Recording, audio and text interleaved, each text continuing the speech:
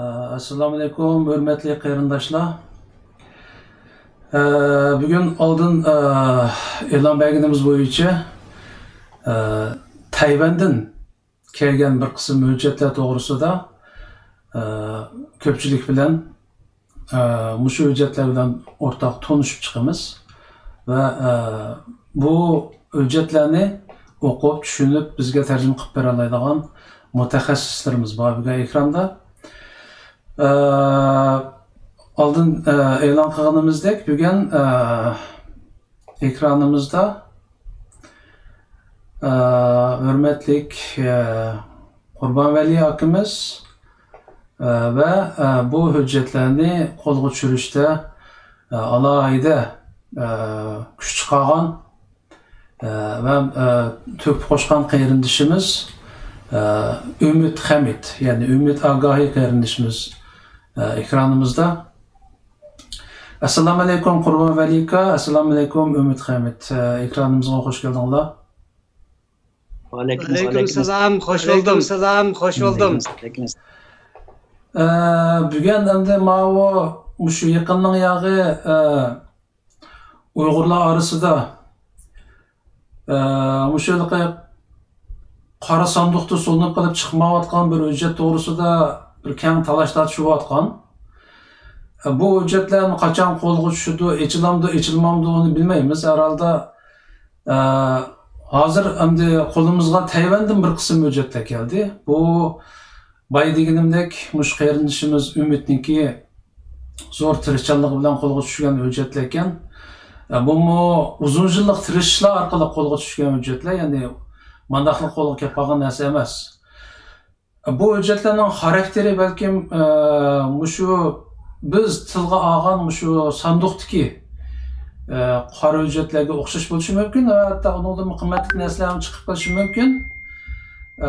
Biz mushta umidda herhalde, chunki biz mushu vatanimizniki mustaqilligini qo'lga keltirish yo'lida hammamiz o'rtaq izlanyapmiz. Buningda mushu vatanimizniki bir mustamlik qilingan bir davlat ekanligi to'g'risidagi hujjatlarga jiddiy ehtiyojimiz bo'lyapti. Mushu yoqda bugun qanday Ümit qarindishimiz qo'lga tushirgan hujjatlar ichida inshaalloh shunday bir munosabatli hujjatlarning qo'lga barliqqa kelishini umid qilamiz. Aldı bilen şu Ümit qarindishimiz bizga endi 80 necha hujjatniki Tayvandan kelgan 80 necha hujjatniki qo'lga tushganligini bildirdi. Bu torlardımı biroq chalib uchuq bildirilgan bo'ldi, ammo bugun tafsilotini Ümit qarindishimizdan bilamiz. Aldı bilen Ümit Hamid efendim, siz şu hujjatlar nima to'g'riliq hujjatlar qanday qilib qo'lga tushirdingiz, bu haqda qisqacha so'zlab beramiz? Aleykümselam bo'ldi. Shu ekranda alaydan shu tema uchun tayyorlaganligim ko'p rahmat. Buni qiziqqan barliq qarindoshlarga, ko'pchiliklarga rahmat. Qurbankamninki bu ishqa yordam destek berib rahmat deyman. Endi Tayvan desek nurg'un qarindoshlarimizni daralla albatta. Bu bizning ulamaqda bizning deydigan xalli keladi. Albatta. Çünkü ular haqiqatan so'zlaydigan ikkinchi bir Xitoy davlati. Lekin uning tarixiy boshqacha hozir jarayonda uni hammaylan qolsa yoki tushundik uzroq. Mushu Tayvanki Sharq Turkiston mustaqillik inqilobida muhim rol o'ynaydigan bir yer deb qarab, Tayvan bilan hamkorlashish yoki strategik hamkorlashishni ko'zda tutib, shaxsan men Tayvanga 5 qitim o'xshash bo'lmagan yig'inlarga berib qatnashib keldim. Oxirgi qitimki yig'inim xalqaro dini erkinlik haqida bir yig'in ko'zda tutib, shuningga taklif qilibdi, shuningga borgan eng oxirgi qitimda. Tayvanga 5 qitim bu jarayonda albatta hammadan berib da'vo qilib mangdigan yo'li o'xshash olmaydi. Meningki nazarimdagi muhim bir nuqta bo'lsa, chunki bu yerdagi Tayvanga 1945-yili qechib kelgan Kuomintang hukumati bo'lsa, bizning Sharq Turkiston Islom Cumhuriyeti mezgilda va Sharq Turkiston Cumhuriyetimiz mezgilda 17-18 yil bizning tuproqimizni besib yotgan shu vaqtdagi hokimiyat bo'lganligi uchun bularning qo'ldimi cho'qim bizning ana vatanimizga, bizning millatimizga munosabatlik hujjatlar bo'lish kerak yoki tarixiy muhim asarati qila qimmatli narsa bo'lish kerak degan narsani birinchi o'yladim. Chunki bir davlatni munqariz qilib, ya'ni besib yotgan bir kuch u yerdan chiqib ketgan vaqtida cho'qim quruq qo'l chiqib ketmaydi. Bo'lmaganda azroq bo'lsa bulang-talang qilib ya buzib o'tirib chanab degandek va o'ziga loyiq qimmatli deb qaragan narsani eng bo'lmagan chog'da bir qismini bo'lsa olib chiqib ketdi deb o'yladim albatta. Shuning bilan bu yerda bizga oid hujjatlarni yoki materiallarni bo'lsa izlashga biroz kuch chiqardim. Albatta osonga tushmaydi. Albatta ularning albatta Uyg'urlar bilan az qism insonlarningki kishilik huquq, inson haqlari degandek bu temalar ustida yig'inlar qatnashib taklif qilib faoliyat qilayotgani bilan yani ko'p qismlari Uyg'urlardan ham urkiydi. Uning sababi tarixiy mushu oq ko'rinish, Kuomintangning o'z vaqtida yani Sharq Turkiston Cumhuriyetidan qo'g'lab chiqarilganligi, yani ilining ozod bo'lib Sharq Turkiston Cumhuriyeti ili Tarbag'artay Altayni e'tiboran 3 viloyatning o'z vaqtida Sharq Turkiston Cumhuriyetini qurib, Kuomintangni qo'g'lab toki Manas daryosiga akilib, Urumchiga oz qolgan chog'da albatta qolgan tarixni maylan bilamiz. Mushu voqealar va ularning bizning besib yotgan mezgillardan albatta Sharq Turkiston xalqiga talam-taroj qilgan, ularni o'ltirgan, qirgan tarixlari bor. Boshqa ularga mayli qanday bo'lsin, har qanday bir Uyg'ur berib u yerga siyosiy faoliyat qilmay yoki faoliyat qilmay deydi ekan, u yerda o'xshash bo'lmagan qarshiliklarga uchraydi va o'xshash bo'lmagan pozitsiyalarga uchraydi. Shunga biroz Uyg'urlarga oid materiallarni u yerdan tepib chiqish, ulardan so'rash biroz uzun surdi. Oxirida albatta Tayvanni mustaqil qilamiz deyotgan, Tayvanni mustaqil bir davlat qilamiz deyotgan kuchlar bilan asos munosabat qurib, shular bilan oxiri yaxshi bir strategik hamkorlashishni vujudga chiqargandan keyin ularning yordami bilan masalan Tayvanninki o'z vaqtidagi birinchi qitimliq Tayvanni mustaqil qilmaydigan Tayvanning mustaqilchi prezidenti yani Zongtong deb qo'yamiz. Shuning bilan bevosita ko'rishishga nasib bo'ldi. U Chen Shuiben efendim bevosita o'zining uyida qabul qildi. Bu Chen Shuiben efendim bo'lsa Tayvanni Xitoydan orib butunlay mustaqil qilamiz deydigan yerlik odam bo'lganligi uchun Kuomintangning kuchi u chaqda hozirgidan bak 50% kuchli bo'lganligi uchun Chen Shuiben efendim Tayvanning Zongtong bo'lgan mezgilida buni putlab yiqitishgan nayt kuch chiqarib eng oxirida bu efendimning toki mahkamalar orqali bu odamni xiyonatchi va kaza degan qalpoqlarni kiygizib ta hozirgacha o'ziniki turayotgan rayonidan sirtqi ma'lum o'rinlarga chiqamaydigan qilib nazarband qilib qo'ygan. Demak, bu gapimdan yelimi ham Tayvanda Kuomintangning kuchining yelimi ham eng bo'lmaganda hozir 40% gacha kuchining borligini ham ko'rsatdi hozir shundaq. Chunki hozir Tayvandagi Kuomintang kuchining keyinda butunlay Qizil Xitoy turadi. Masalan, oldin qitimliq Tayvan Kuomintang partiyasiningki raisi saylangan chog'da Xi Jinping o'zi Xitoy Xi Jinping raisi bevosita telefon qilib tabriklagan. Bundan ko'rib olgan bo'ladiki, Kuomintang burun cho'ng quruqlikni ozod qilamiz deb, hammani mening deb urush qilgan bo'lsa, hozir ham ya'ni shuning ozod qilman deb urush qilmasmi, Tayvanni hozir jonga qo'shib o'taman degan mush yo'lda ketayotgan bir partiya. Shunga ular bilan berib ish qilish mumkin emas. Endi u bir xiyonat bo'ladi. Buni burun ajdodlarimizdan buni bilib bilmay yoki ma'lum sabablar bilan buni beshini o'tkazganlar bor. Bu to'g'rilikmi hozir hujjatlarda ancha mujmal narsalar chiqadi. Yani şu orqali Tayvanning ikki cho'ng arxiv ombiri bor ekan. Birisi Tayvan davlatlik askariy arxivi bo'ldi ekan. Yana birisi mushu Kuomintangning maxsus arxivi bor ekan endi. Kuomintangning maxsus arxividan O maxsus arxivni hem eliş, onun da hücretlerini ondan faydalanish biraz qiyin ekan, lekin unimi faydalangan bo'lishi mumkin.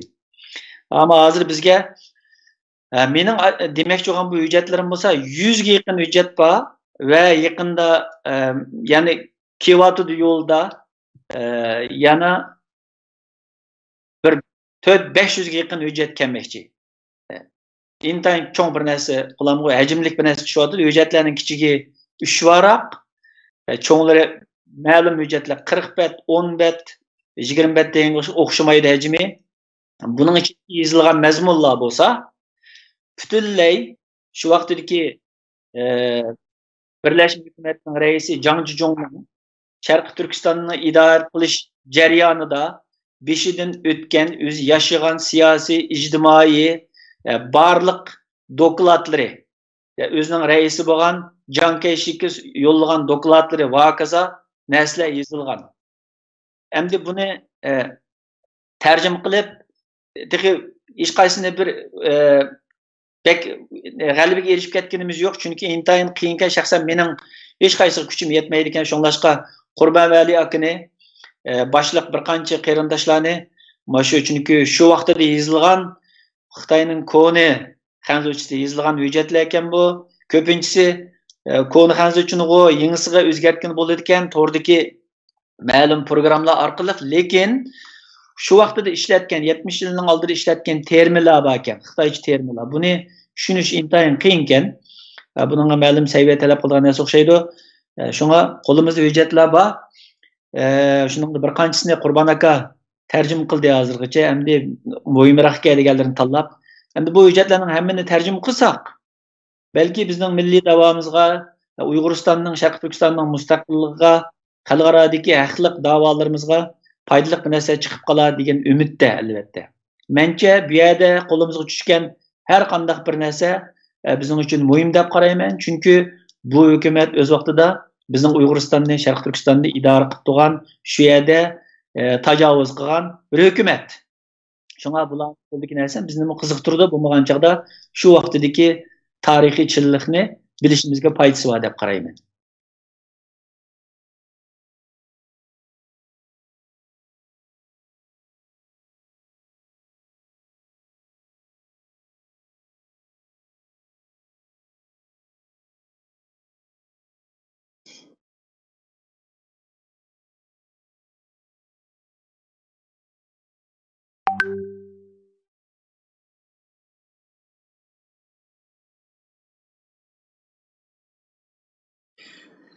Bo'ldi, rahmat. Bu Tayvandagi Gomindan arxivlarida, ya'ni Tayvanning arxivxonasida taqilmayotgan Uyg'urlarga doir hujjatlarni bu Ümit Agahi efendi jiq xizmat ishlab, ular bilan ko'rishib, Uyg'urlarning tadqiq qilishiga beradigan bo'ldi. Bu nəhayət bir xuşalınarlıq iş. Şundan bu dokladlarning, bu hüccətlərinin bir qismi hazır Ümit Agahi'nin qolunda. Bununla geldi. Yani bu qanday hüccət ise, bu həmmisi kona Xitaycha xatlar yazılgan. Fantizi, köp siziqliq xatlar yazılgan. Bunu ma Cumhuriyet Cumhuriyeti kurulgandan keyin maktabda o'qigan o Xitoychani bildiganlar to'liq o'qib ketamaydi. Azroq tushunadi, azroq biladi uni. Yani bunu shu bir qism arxivda saqlangan shu hujjatlarni tadqiq qilish bizga ancha bak oson emas. Ham bak qiyin degilimi bo'lmaydi endi. Anca asan emas. Bunu men endi şu Şiyan'da o'qigan vaqtimda qadimgi Xitoy tili degan bir darsni o'qigan. Bu vaqtda saplı shundoq koni xat, shu fantizi degan xatlarni o'qitadi muallim. Men shu Şiyan'da o'qigan mezgilda shu Xitoycha 24 tarixning ichidagi bizga doir qismlarini asosan o'qib, tushunib, uningdan voqif bo'lgan. Shunga shu vaqtda men qadimgi Xitoy tilini o'qigan bo'lg'achqa, ma hujjatlarni ko'rganda menga bir tonish bilindi.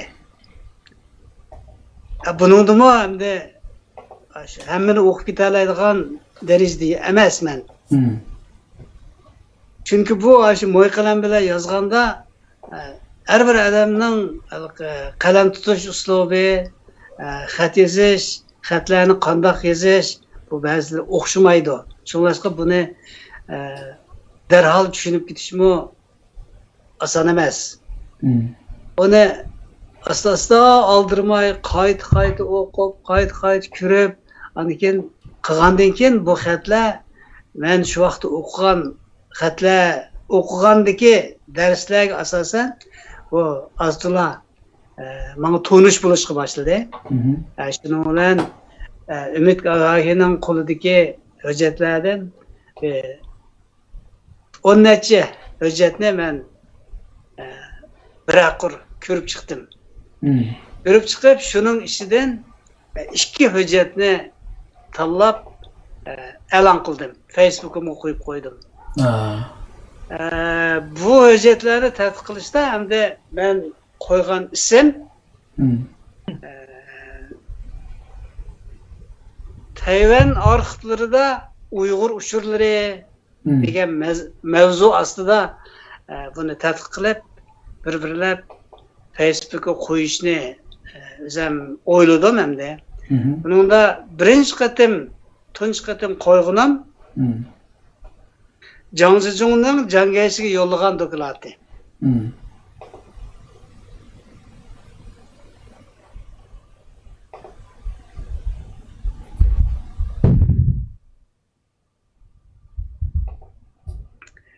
Endi Zhang Zizhongning shu vaqtda shu hujjat hamda 35, 12, 16 degan nomerda saqlanib ekan. Bu hamda yil hamda bu. 35 degani 1946-yili. 12-ayning 16-kuni shu arxivga qo'yilgan. Shu vaqtda yozilib, arxiv qo'yilgan bir hujjatga. Endi bu hujjatda deyilishicha Zhang Zizhong debdi, anglashimcha Şinjan'daki bir qism davlat vakillari qurultayda Şinjan o'lkasining nomini Turkiston o'lkasiga yoki Turk o'lkasiga o'zgartib, oliy avtonomiya yurgizish degan loyihani qo'ygan. Buni muhokama qilish haqida fikr yo'lladim, foydalangaylar deb bu Jangayshiga yo'llagan dokladga.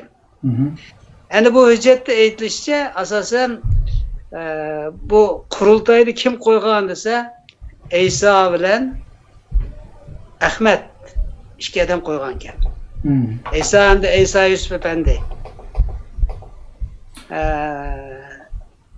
Bu Ahmet deganimiz endi Ahmetjon Qosim. Avtonomiya to'g'risida iltimos qilibdi degan gap bormi-ki? Oliy avtonomiya yurgizsak deb taklif qo'yibdi. Gomindangning shu qurultayida o'sha ishkaylan qo'yibdi. Mana o'sha hujjatda deyilishicha. Bu hujjatda deyilgan gap rasmiy yolg'onmi? Buni hamda yaxshi tadqiq qilish to'g'ri keldi. Biz bu vaqtchilik Ahmetjon Qosimni shu Nanjingga bir qatim borgan deganni anglagan. Berib nima ish qilgan, Jangayshi bilan ko'rishgan deganlar gap bor. Ko'rishib nima deyishgan, nima masala to'g'riliq so'zlashgan, nimani hal qilgan, nimani hal qilmagan. Bu vaqt bizning hech qanday uchuri yo'q bizga. Endi shu hujjatda ma'lum bo'lishicha, Eysa Yusuf Efendi bilan Ahmetjon Qosim Efendi ikkisi Gomindangning davlat qurultayida Junho Mingoning shu Gomindaxo'y degan shu qurultayda ikkisi so'zlab ekan. Naytdi ixcham so'zlabdi. Uni Gezitler elan kılgan vakti naydı ixcham elan kılgaçka muşunda avtonomiya talep kıldı dep elan kılgaçka Zhang Zizhong'un aytishicha ben bunun tafsilotini hozir yo'llayamayman. Tafsilotini bilmayman. Faqat gezitlar nayt ixcham degan.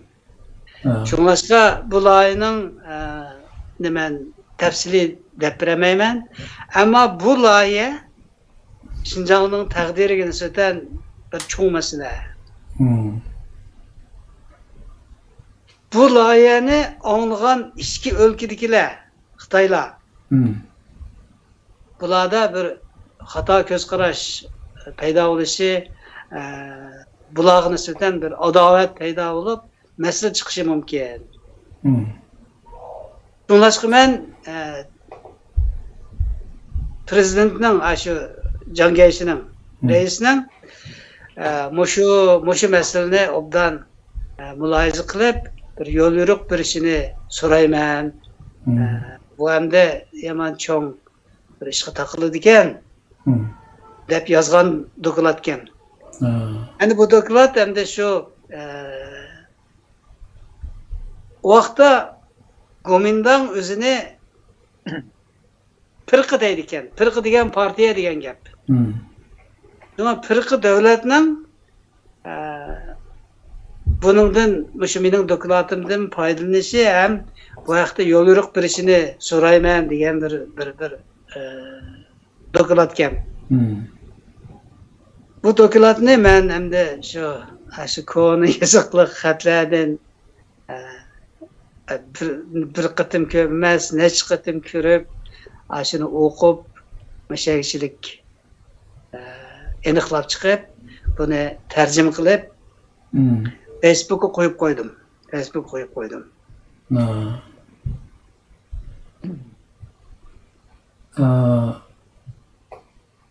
Endi bu muşu koyup koygan muşu hüccet, şu Tayvan arxivxonasida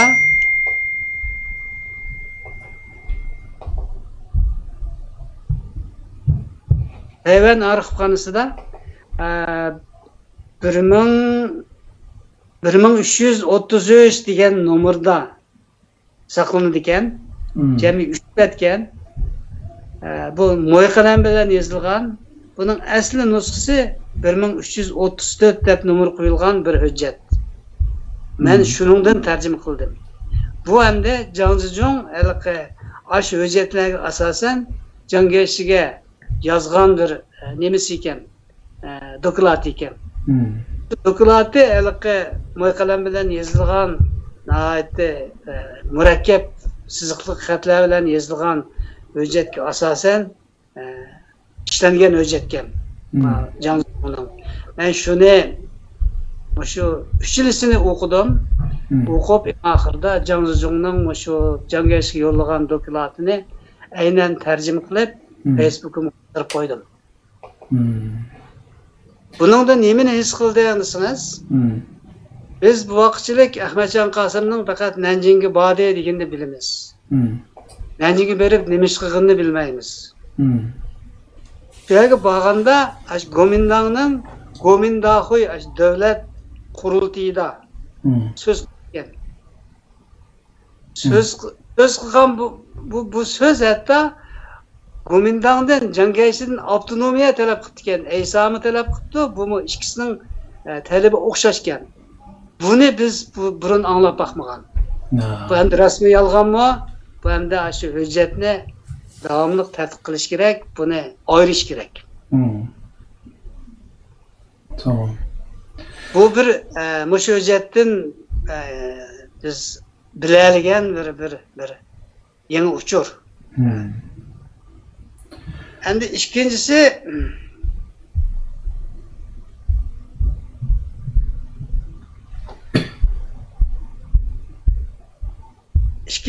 bu nemede şu 2023 degan bir nomer qo'yilgan bir hujjatga asosan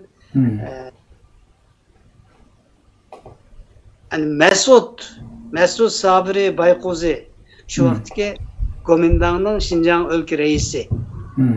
Bu Jangeşiga yollagan dokladken. Onun da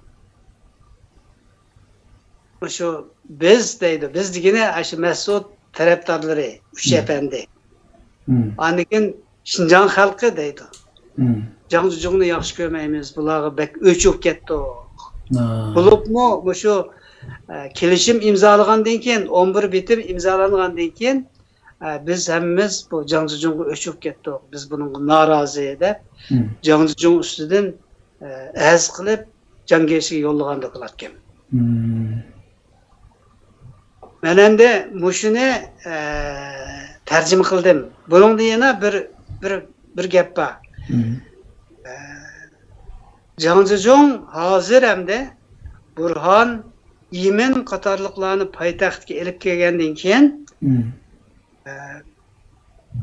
Mesutning odamlari Jangjujungga texmbek nafratlanmoqda degan bir gapim bor ekan. Demek bu Burhan deganimiz Burhan şehidi. Yemen deganimiz Mamtimin Buğra. Adamning ismi chiqdi bu yerda. Bir hujjatda Ahmadjon Qosim, İsa, Abbasov shunday ismlar chiqdi. Demek bularning o Nanjin'de tefsili neymiş qilganligini bilmay bizga o vaqtda biz material yo'q. Üç viloyat hujjatlarida undaq narsa yo'q. Yani ko'rmaganman. Ham bu qatimki shu Gomindan arxivlarida bu masala aniq bo'ldi.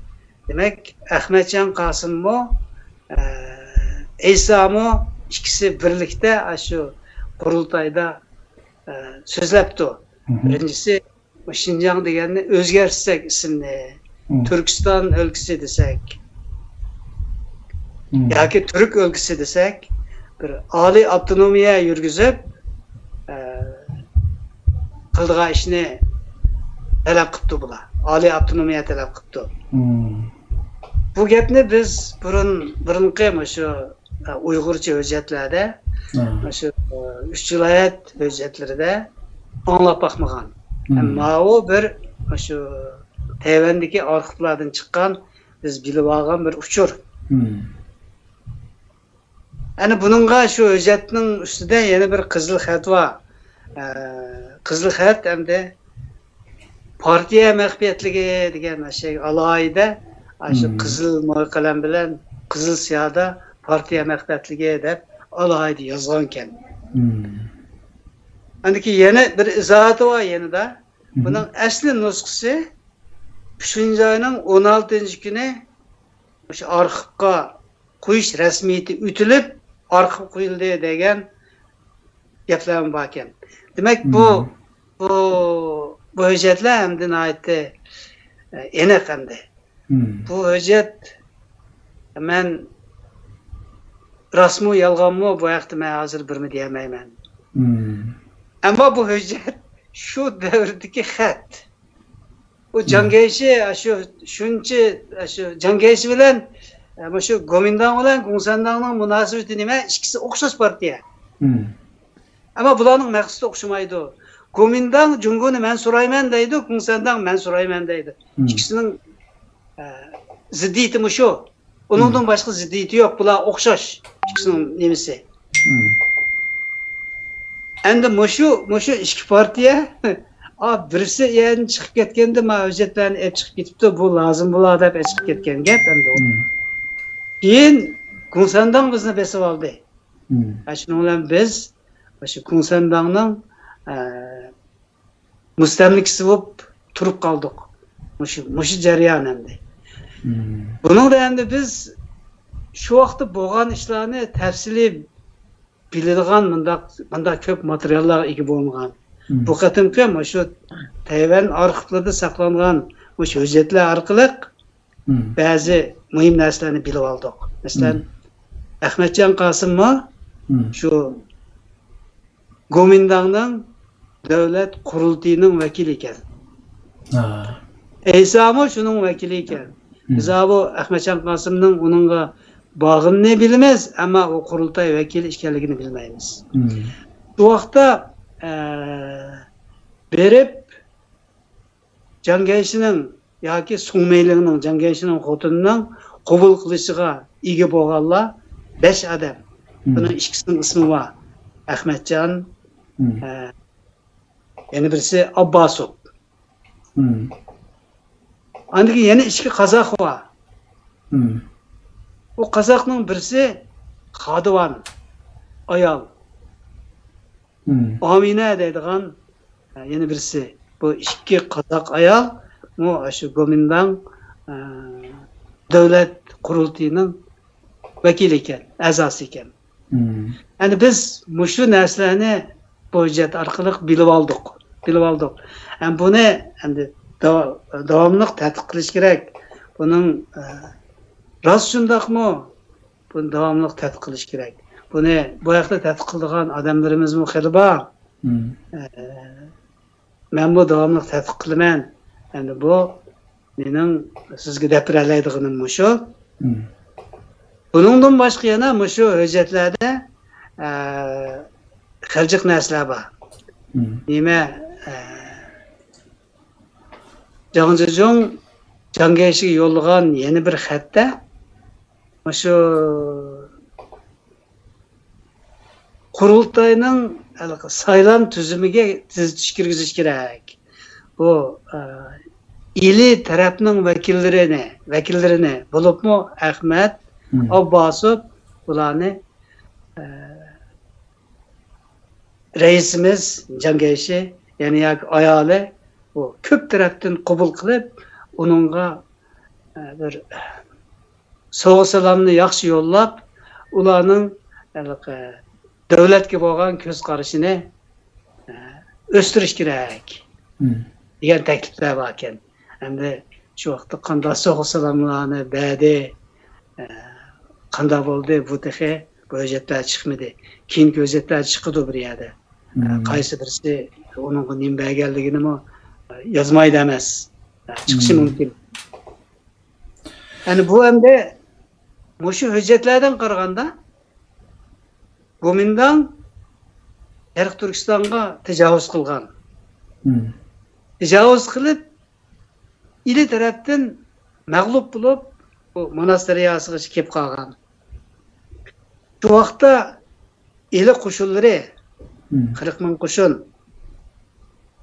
agar Manas daryosidan o'tib ketgan bo'lsa, Urumchidagi Gomindang qo'shinlarini qo'g'lab chiqarib, vatanimiz shu vaqtda azod bo'lib ketdi.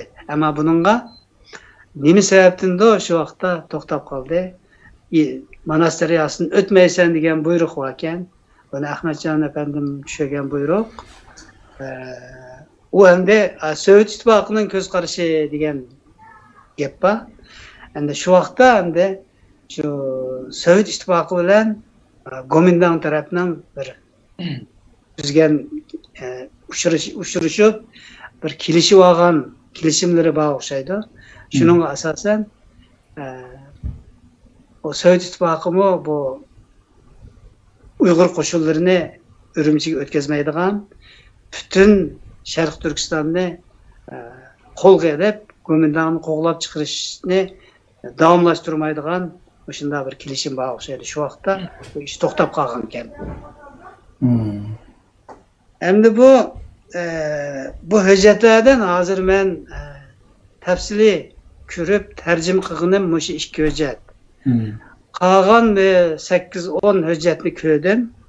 Uningdagi ba'zi uchurlarni ham aytib o'tdim. Ammo shundoq. Demak bu Tayvan arxivlarida saqlanib qolayotgan shu Xitoycha hujjatlar bizning Gomindang bilan bo'lgan munosabatimiz, shu vaqtda qilingan mujodalalar shuning mazmunlarini bizga iljiq isbotlarni bizga ta'minlaydi ekan.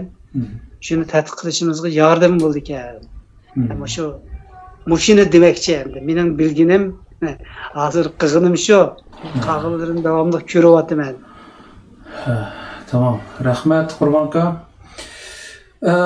Endi Ümit kardeşimizden soraydıganda ma hüccetlerden qaraganda bazı bizni cho'chitadigan gaplar chiqyapti-da. Biz hozirgacha Ahmadjon Qosimini qat'iy mustaqilchi, ya'ni o Sharq Turkistondagi ayni vaqtdagi Sharq Turkiston hukumatiniki raisi bo'lgan odam, bu Xitoyniki Gomindangniki qurultoy vakili va yoki u yerda avtonomiya talab qilgan degan gaplarni hech anglab boqmaganda. Qurban Akamning og'zidan ham oldik, hujjatlarda ashta yozilibdi. Ham Qurban Akam deydi, bu hujjatlar agar rost bo'lsa, odamni sho'shitadi. Ya'ni biz anglab boqmagan gaplar borga deydi. Buningda bu hujjatlarniki rostlik, chinlik darajasiga sizning baho berasiz? Men bu hujjatlarning hammasini shu Tayvan shu arxiv o'rniniki arxivlashtirilgan, digital arxivlashtirilgan holatida aynen peti man evet dedi. Aşındak evetilgen. Bunun men fakat men Qurban Akamga yollagan bo'lsin, sizga yollaganlarim bo'lsin, mana shu ko'rinishga hammasi faqat shu hujjatlarni rasmga tortib yolladim.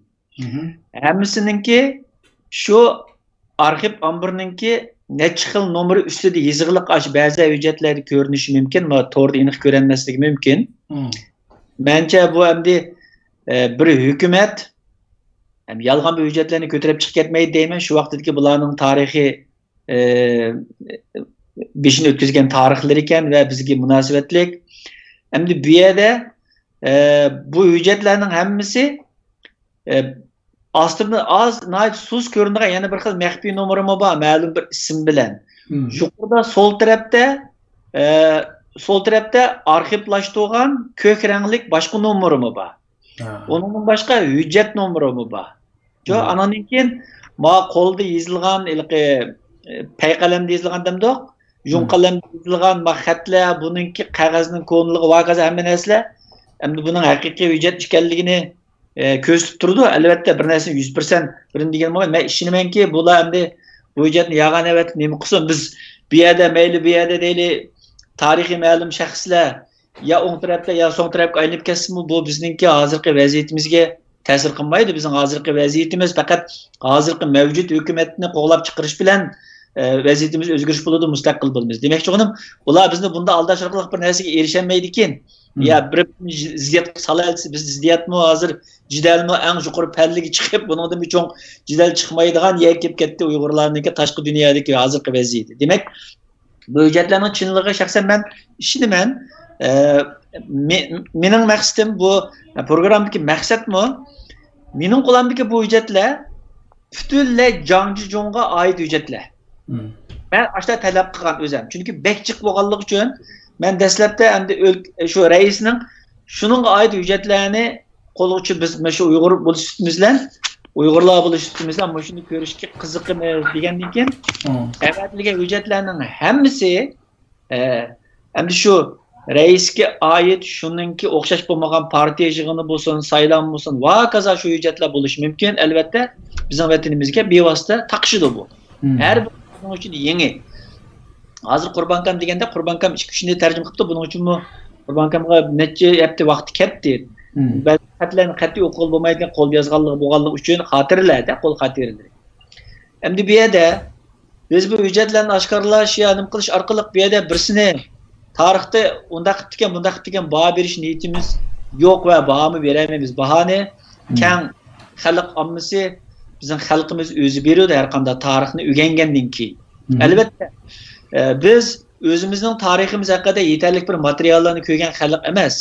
Munqadim bo'lgandan tortib toki bugungi kungacha 200 yil mobaynida materialimiz bulangan, talangan, ko'ydirilgan Xitoy bo'lsa hech qanday tarixni chinligini o'rganishimizga fursat bermagan, yo'l qo'ymagan. Hech qanday bir Uyg'ur to'liq o'zining tarixini bilmaydi.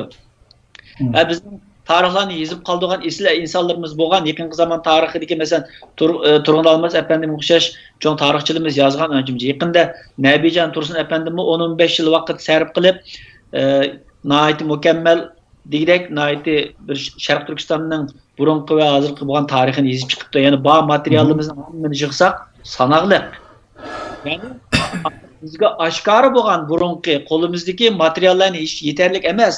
10 ming yillik ega tarixi var bir millatninki qo'lida hech qanday material yo'q desakmi bo'g'idek darajada. Chunki bizninkini o'z vaqtida Təlimimizə yarışa, meyli deyil, təlimimizə yarışa deyil, Xitay bizim kesib alğan ki, başqa çətəlliklər əp çıxıb qapdı ekan. Meyli Fransızlar bolsun, Şvetsiyalar bolsun, Angliya bolsun, Orus bolsun, va kaza başqalar bolsun. Şu açıq ketib qalğanlar saqlanıb qalğan, ularni dəqi tədqiq qilib, mədəniyyət cəhətdən, hər cəhətdən bunu bir oturuq çıxarğanımız yox. Əmdi Xitay bolsa qalğanların həmini köydürüb, qanı vayron qilib etgan bo'lishi mumkin, ba'zilardan saqlagan bo'lishi mumkin, bilmaymiz. Ama bu mənbə bolsa, Tayvandakı bu mənbə bolsa, bu yerdə saqlanıyatqan bir mənbə.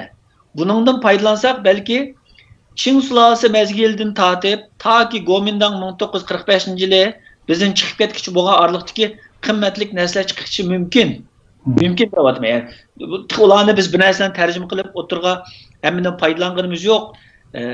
Hazır faqat qolumuzdakı hətta ama 100'ge yaqin Jiangxing'a ait bolğan hüccətinin hazır to'liq tərcümə qilganimiz mi Qurbankam dedi 2 ya 3'ni tərcümə qildıq, 5-6'sı yüzəki körüp aqdıq məzmununu. Bu to'g'ri chiqishimiz maqsad yana birisi shu. Mushu xanzuchisi yaxshi bo'lgan, mushuda saviyasi bo'lgan qarindoshlarimizni pidoi shaklda biz ham hammamiz ish qilayotgan insonlar aloqa qilishib, mayli Qurbankam bilan men bilan aloqalashsa, mushu hujjatlarni eng tez shaklda tarjima qilib foydalansa, ikki foydasi bor. Birisi bizning tarixiy Çin haqiqiy Çinligimizni biladiganga faydası var. Tariximizni bilib olamiz. İkincisi, yaxshiroq hujjatlar chiqib qolsa, isbot dalillar chiqib qolsa, bu siyosiy yoki qonuniy jihatdan xalqarada Uyg'uriston, Sharq Turkiston Xitoy tarafidan besilgan zimin deganga yaxshi material chiqib qilish mumkin. Mushu umidda qilingan narsa. Buning chiqish nuqtasi mushu. Hamda buningda biz bu yerki materiallar mayli qanday shaklda chiqsin, qanday bo'lsin, biz onunla ma'lum insonlarga, masalan, Ahmetcan Qasım Efendi'ye bo'lsin, va kaza başqa 3 efendilerge bo'lsin, bu yerda biz baho beramiz. Biz faqat qanchalik inchike o'xshash bo'lmagan taraflardan shu vaqtda bo'lib o'tgan tarixlarni bilish, har bir Uyg'ur farzandining, har bir Uyg'uristonlik, Sharq Turkistonlikninki haqqi va o'tib ketgan tarixini bilish. Shunlashqa buni qanchalik yerdan material, Çin materiallarni ekilanisak, shularni ochiqlab tarjima qilib foydalansak, bu o'zimiz uchun yaxshi, ilim uchun yaxshi, tariximizni yezishimiz uchun yaxshi, to'liqlashimiz uchun yaxshi deb qarayman. Shunlashqa bu yerda materiallarni chiqib, avval bitgan qismini xalqqa ko'rsatish bilan birga chaqiriq qilaman. Ya'ni xanzuchisi, xitoychisi bo'libmi, ko'nroq xitoychisi yaxshiroq bo'lgan qarindoshlarninki, ziyolilarimizninki hamdamda bo'lib, billa mash materiallarni tarjima qilib, ma'lum bir guruh qurib, tez mash materiallarni tarjima qilib foydalansak ekan deyman. Bu hozir dunyoda bir qancha tashkilotlarimiz bo'lsin va shaxslar bo'lsin, hammalarni o'ylayapmiz. Sharq Turkiston besilgan zimin deganni xalqaro qonuniy va qonuniy jihatdan mashuningga bir cho'ng bir dokument tayyorlab, mashuni isbotlaydigan bir ishni o'tirib chiqarsak degan yurishda biz hammaylar. Demek bunun için müşahedeme paylık bir materyal çıkıp kalamike deydiğen ümit var. Çünkü hemen bazen qarindoshlarimiz Qarsandoqdagi material degandek jiq gaplar bo'lyapti. Shu Qarsandoqdagi materialning ismi shu Jiangxing'niki Jiangxing bilan munosabatlik bo'lganligi uchun men shu nuqtani o'ylab turib, to'xtabda shuningcha bir materialniki ya kopiyasi yoki shunisi o'zi kep qilish mumkin, uchrab qilish mumkin deb shu materiallarni azı hamda qo'limizga olgan. Lekin ashundaq bir narsa chiqib qolamdi yoki u faqat bir nutq bo'lib, bir aslimi shaklda yozilib qolganmi? Buni bilmaymiz endi. Chiqib qolsa ta'limimiz, foydalanamiz. Bütün har qanday tashkilotga kerak bo'lsa, Uyg'ur davosi, chunki mening oilamning yoki ma'lum guruhning davosi emas, bütün bir millatning, bütün bir vatanning, tuproqning davosi bo'lganligi uchun har qanday foydalansa, buni beramiz albatta. Lekin buning uchun hozir xizmat ketib bordi, ish ketyapti. Keng ko'lamda qarindoshlarimiz o'zini ma'lum qilib, teng kuch chiqarsak deymiz. Oldu, rahmat. Endi bu yerda bu Tayvanninki gapi chiqdi. Bayam Ümit Efendi degandek bizniki gerçek tariximiz Xitoylar tarafidan vayron qilib o'tilgan. Hozir vatanda bizning haqiqiy tariximiz bilan uchrashish mumkin emas, ya'ni. Tarixiy materiallarning hammasi ko'ydirilib tashlanishidan boshqa hatto bizniki qabr taşlarımız mı çıkıp taşlanıvatı da yani şu. Bizden tarixten kalgan izlerimizni yo'qotish uchun Xitoy har qanday pastkeşlikni qilyapti. Endi arlıqdan muştaqılıqı bizning vatanga berib qolgan chet elliklardan masalan shu Shvetsiyadagilar, Germaniyadagilar, masalan Germaniyada bir universitetniki nimasida kutubxonasida men bizning shu vatandan kelgan tarixiy narsalarni ko'rdim. Va men Gulnar Yarinma bir Shvetsiyalik bir olim adam bor. Umu bizga munosabatli nurg'un materiallarni vatanimizdan akayaptiki. Mana o'sha materiallar haqiqiy chinligini saqlab qolgan materiallarda. Endi biz davatimiz shu vatanimizdagi mustamlik qilingan davlat ekanligini isbotlashda shu tarixiy materiallarning roli bek cho'ng deb. Buni boya tilga olgandek, men g'arbliklardan boshqa Tayvanga diqqat berishimiz kerak. Chunki ayni vaqtda bizning hukumatimizni, bizning davlatni boshqargan Gomindan hukumati, o Gomindonchilar yengilgandan keyin kommunistlar yengilgandan keyin Tayvanga qochdi. Ama şu arxivlarni olib ketgan bular. Shunga bizning tariximiz, haqiqiy tariximiz bo'libmi shu 20-asrning boshlaridagi tariximiz shu Tayvanda bo'lishi mumkin. Shunga Tayvan bilan aloqa qilib bizning haqiqiy tariximizni ashaddan bayqashimiz mumkin. Bo'libmi yaqinqi zamon tariximizga oid narsalar deydigan gap bor. Yana ba'zilar deydi,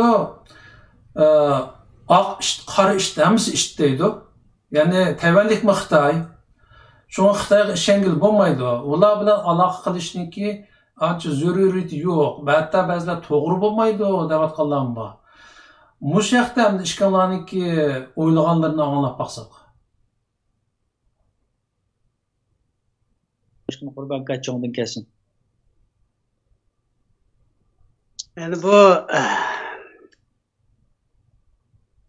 Xitoyning davlati Han, Sui, Ming. Bu mushu 3 sulole Xitoy o'zi harakat qilib, o'zi qurgan sulole. Uning qolgan sulolelari saf Xitoyning emas. Başqa millatlarning. Asadichining ishidimi? Aşı 3 suloleden başqa qolgan davlatlarni yoki Bulla'nın avlatları qurgan, yoki Türk avlatları qurgan, yoki Uyg'urlar qurgan. Mesela Tang sulolesini Uyg'urlar qurgan. Şu vaqtda Uyg'urlar bilan Tang sulolesi o'tirsida yana azroq ziddiyat var. Nima desa, Tang sulolesi men mushuncha cho'ng Xitoyni boshqaryapman. Biz ikkimiz birlashaylik. O dunyoni men so'ray deydi.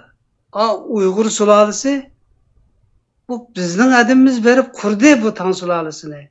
Biz boshqaramiz deydi. Shunga shuning o'tirisida azroq kelishamaslik var. Ama bular urush qilmagan. Xitoyning qolgan sulolelari bilan hammasi bilan urush qilgan. Shunday ish endi. Bu tarixni toza eslab ko'radigan bo'lsak, bu Xitoy bilan Uyg'ur o'tirisida cho'ng masala var. Xitoy boshdan oxir sening millating o'xshamagan ekan, tiling o'xshamagan ekan, diling biz bilan o'xshash emas deydigan bir nazariyasi var Xitoyning. Shu nazariya bo'yicha bizni bostirdi, bizni chet qoqdi, ama bizni besib olgan. Chunki qul qilaman deydi.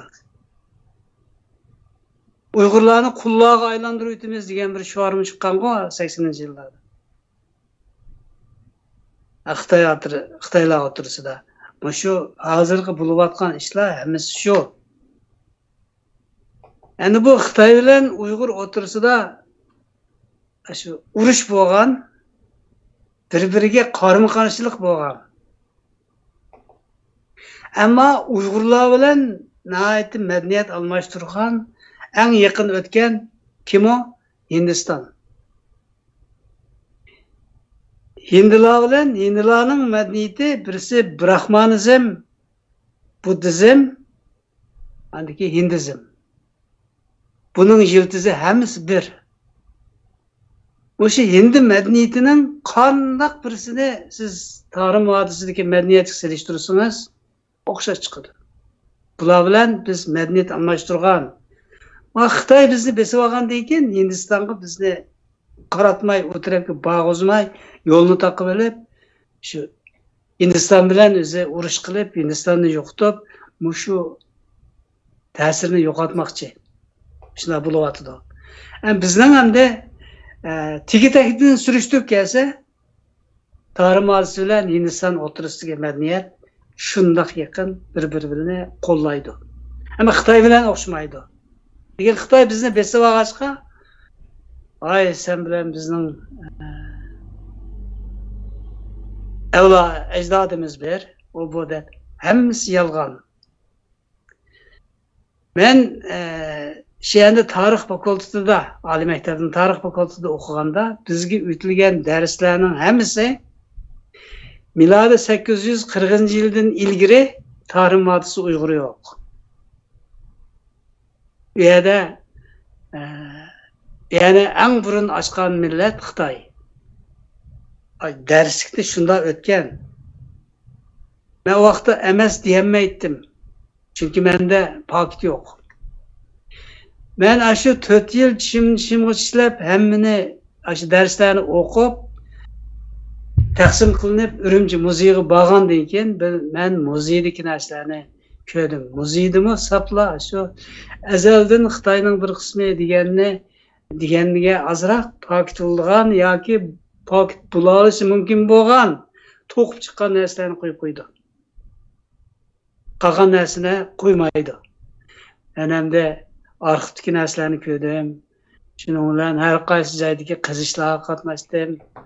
Şu jarayonda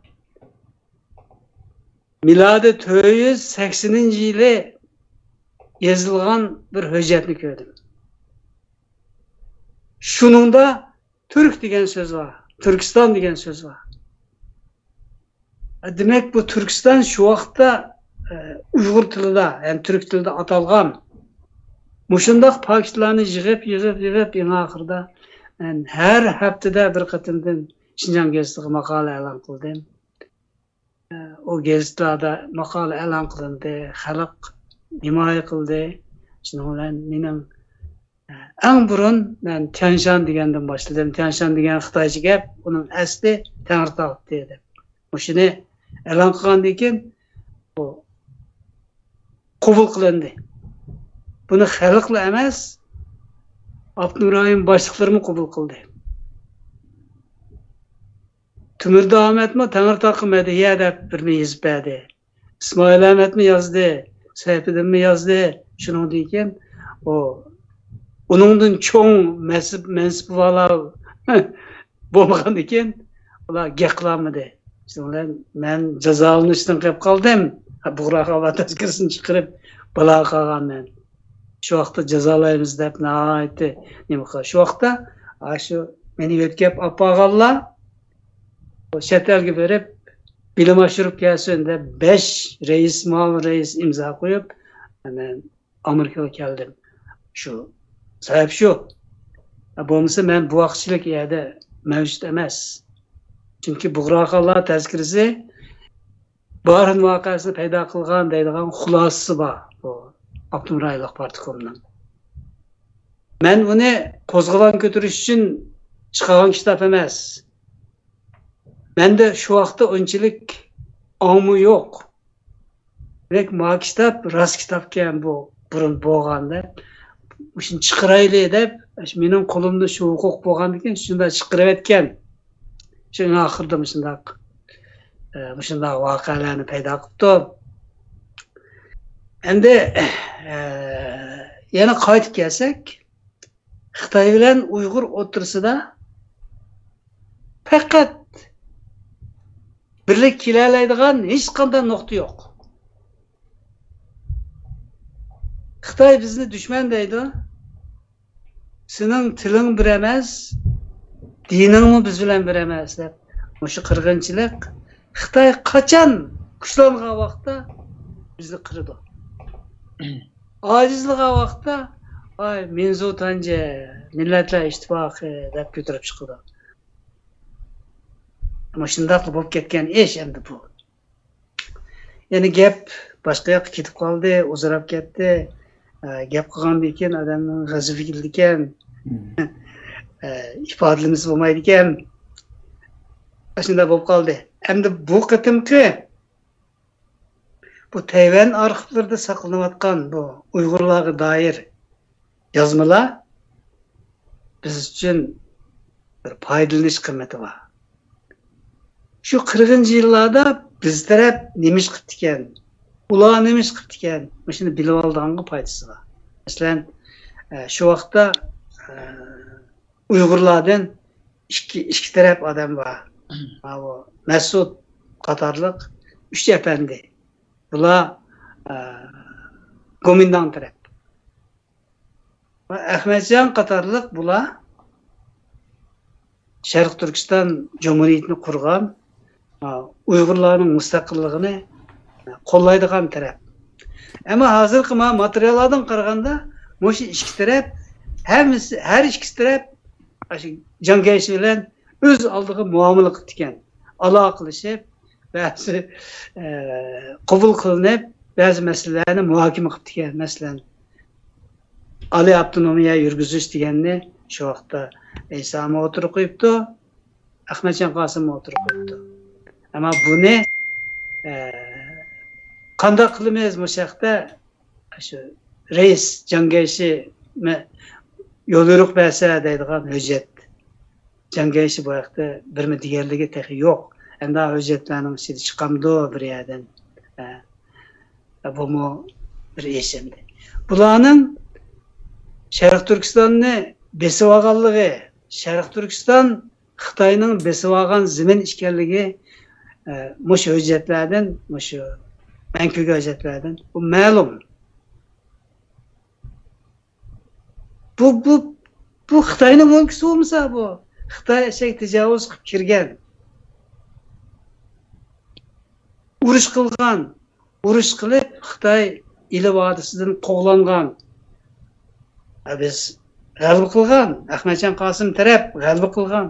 Ammo shu g'alaba qilgan tarafning yana shu Gomindan bilan undaq aloq qilib turgan ekan. Bu ehtimol bu siyosat degan shundaq deyishkim bo'ladi. Ammo bu endi buni pokit emasligi bo'lmaydi. Endi yig'ib kelsak, shu Tayvanda saqlanayotgan arxivlar Uyg'urlarga doir qismi bizning foydalanishimizga arziydi. Biz bundan foydalansak, bundan bilib qolsak, bu hech qanday ziyoni yo'q, hatto foydasi bor. Mening demoqchi bo'lganim shunchaliklar. Qani Umid efendim? Xo'sh. Men sizning savolingizga udulla javob bersam, endi biz yaratgan egimiz Allohdan boshqa hech kimga ishonmaymiz shu siyosat yo'lida. Desak bo'ladi, o'zimizga ishonamiz undan qolsak. Shuningdek, har qanday bir kuch bilan ahvol qarab, strategiyalik hamkorlashsak bo'ladi. Strategiyalik hamkorlashish, birlashish emas, strategiyalik hamkorlashish va foydalansak bo'ladi. Bo'libmi? Düşmanımızın düşmanı bo'layotgan, düşmanimizga qarshi bo'layotgan har qanday qisiga ojiz ba'zi holatimizda cho'qim hamkorlashishimiz, strategik hamkorlashishimiz, hatto foydalanishimiz kerak. Chunki düşmanimiz cho'ng, vahshiy yirtqich. Biz bo'lsak hozir ojizroq bir ahvolda Alloh uchun oson berib o'tmansa, aytsam qandaqdir bir tabiiy ofatlarni kelib ya o'zini o'zi xonavayron qilib, ya bilan yakson qilib birdamda Uyg'uristonning Sharq Turkistonning mustaqil qilib qo'yish mumkin. Xuddi burungi Sovetlarda Gorbachev afandimni o'tirg'i chiqarib, hammasini berib aytganga o'xshash bunday ishlar bo'lmasmi, shunga o'xshash boshqa turli xonavayronchilik, mustaqillik ishlari bo'lib qilish mumkin. Bu yaratgan egimiz uchun oson narsa. Lekin biz hozir qilgan ishimiz kimki Xitoyning dushmani bo'lsa, kim Xitoyning tishini qiyishtirayotgan bo'lsa, kim Xitoyning qutulaman qarshi turayotgan da'vatgan bo'lsa, shuning hammasidan foydalanib o'zimizningki mustaqillik da'vomizni ilgari surishimiz kerak deyman. Bo'lib Tayvanmi? Shuning ichidagi bir o'rin. Tayvanmi? Mustaqil bo'laman da'vatgan va Amerika, dunyoningki super kuchi degan Amerika qo'llayotgan, destek berayotgan bir o'rin. Yaponiyami qo'llayotgan bir o'rin, bir cho'ng rayon deyli, rayon. Endi Sharqiy Janubiy Osiyodagi Tayvanning o'rnininki qattiq mo'yinligi tufayli Tayvanni Xitoyning qo'shilishimi tez bo'ladi. Bence bu qiyin mesele deb qarayman. Çünkü Amerika, Yapon, Hindistan, Avustraliya qatorliq Hind-Tinch okean bölgesindeki bu demokratik devletler Tayvandek bir muhim stratejik o'rinninki Xitoyning qo'liga tushib ketishini hergiz xohlamaydi. Şunlaşqa bu tirkishish, bu mustaqil bo'lish arzusi davom qiladi. Balki mustaqil bo'lsa, birinchi Mosheya mustaqil bo'lib qilish mumkin. Tayvan o'zini taki demokratiya o'tgan tartib hozirgacha demokratik bir davlat formida o'zini davlat quradigan uslubida dunyoga to'ntiyotidi. G'arb davlatlari, Amerika boshli g'arb davlatlari Tayvanni demokratik bir davlat bo'ladi, demokratik bir davlat tusini olgan bir, ya'ni alayda bir rayon deb qaramoqda. İqtisodiy munosabatlar qilyotdi, ba'zan diplomatik munosabatlar ham bor. Shunlashqa bu yerdan mencha foydalansak bo'ldi deyman. Buning ichida masalan Tayvan mustaqillik kuchi bor. Bular 1970-yili qurilgan xalqaro Formosa Tayvan mustaqilchilar birligi deydigan 4 tashkilotdan qurilgan nihoyatda kuchli Tayvan mustaqilchilari bor. Bularning maqsadi Xitoydan butunlay ayrilib Tayvanni mustaqil qilish. Bular uchun afsus asan to'xtamay, Tayvan hamimiz bilgandek, buning ichida yerliklardan boshqa Xitoydan ko'chib kirgan, Gomindan boshliq kirgan intayin cho'ng Xitoy kuchi bor va yerlik shu yerdan Xitoylarmi bor burunqilar. Koja deydigan vakazalar.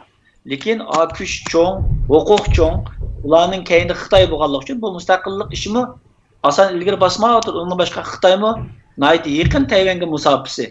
Xitoyni sen hozir hujum qilaman degan tahdidlar bilan Tayvan mushtaq strategik bir siyosiy maydonda turyapti hozir, qanday qilishini bilmaydi. Tayvan uchunmi Uyg'urlarning mustaqillik kurashga atilinishi, Tibetning atilinishi, Mong'olniki va kaza ko'p taraflab Xitoyga hujumlarning bo'lishi Tayvan uchun qulaylik.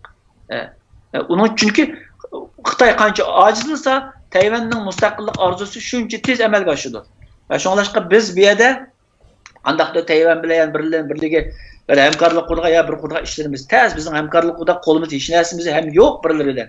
Faqat strategik hamkorlik qurimiz, yordamlashimiz, hamkorlashimiz va foydalanamiz bu yerda. Masalan, bu yerda bizning qilgan ishimiz bularning arxivlaridan foydalanib, 2.abm degandek birisi bizning tarixiy chinligimizga foydasi qoldigan bo'shliqlarni to'shqizib tushunilishimizga foydasi bor.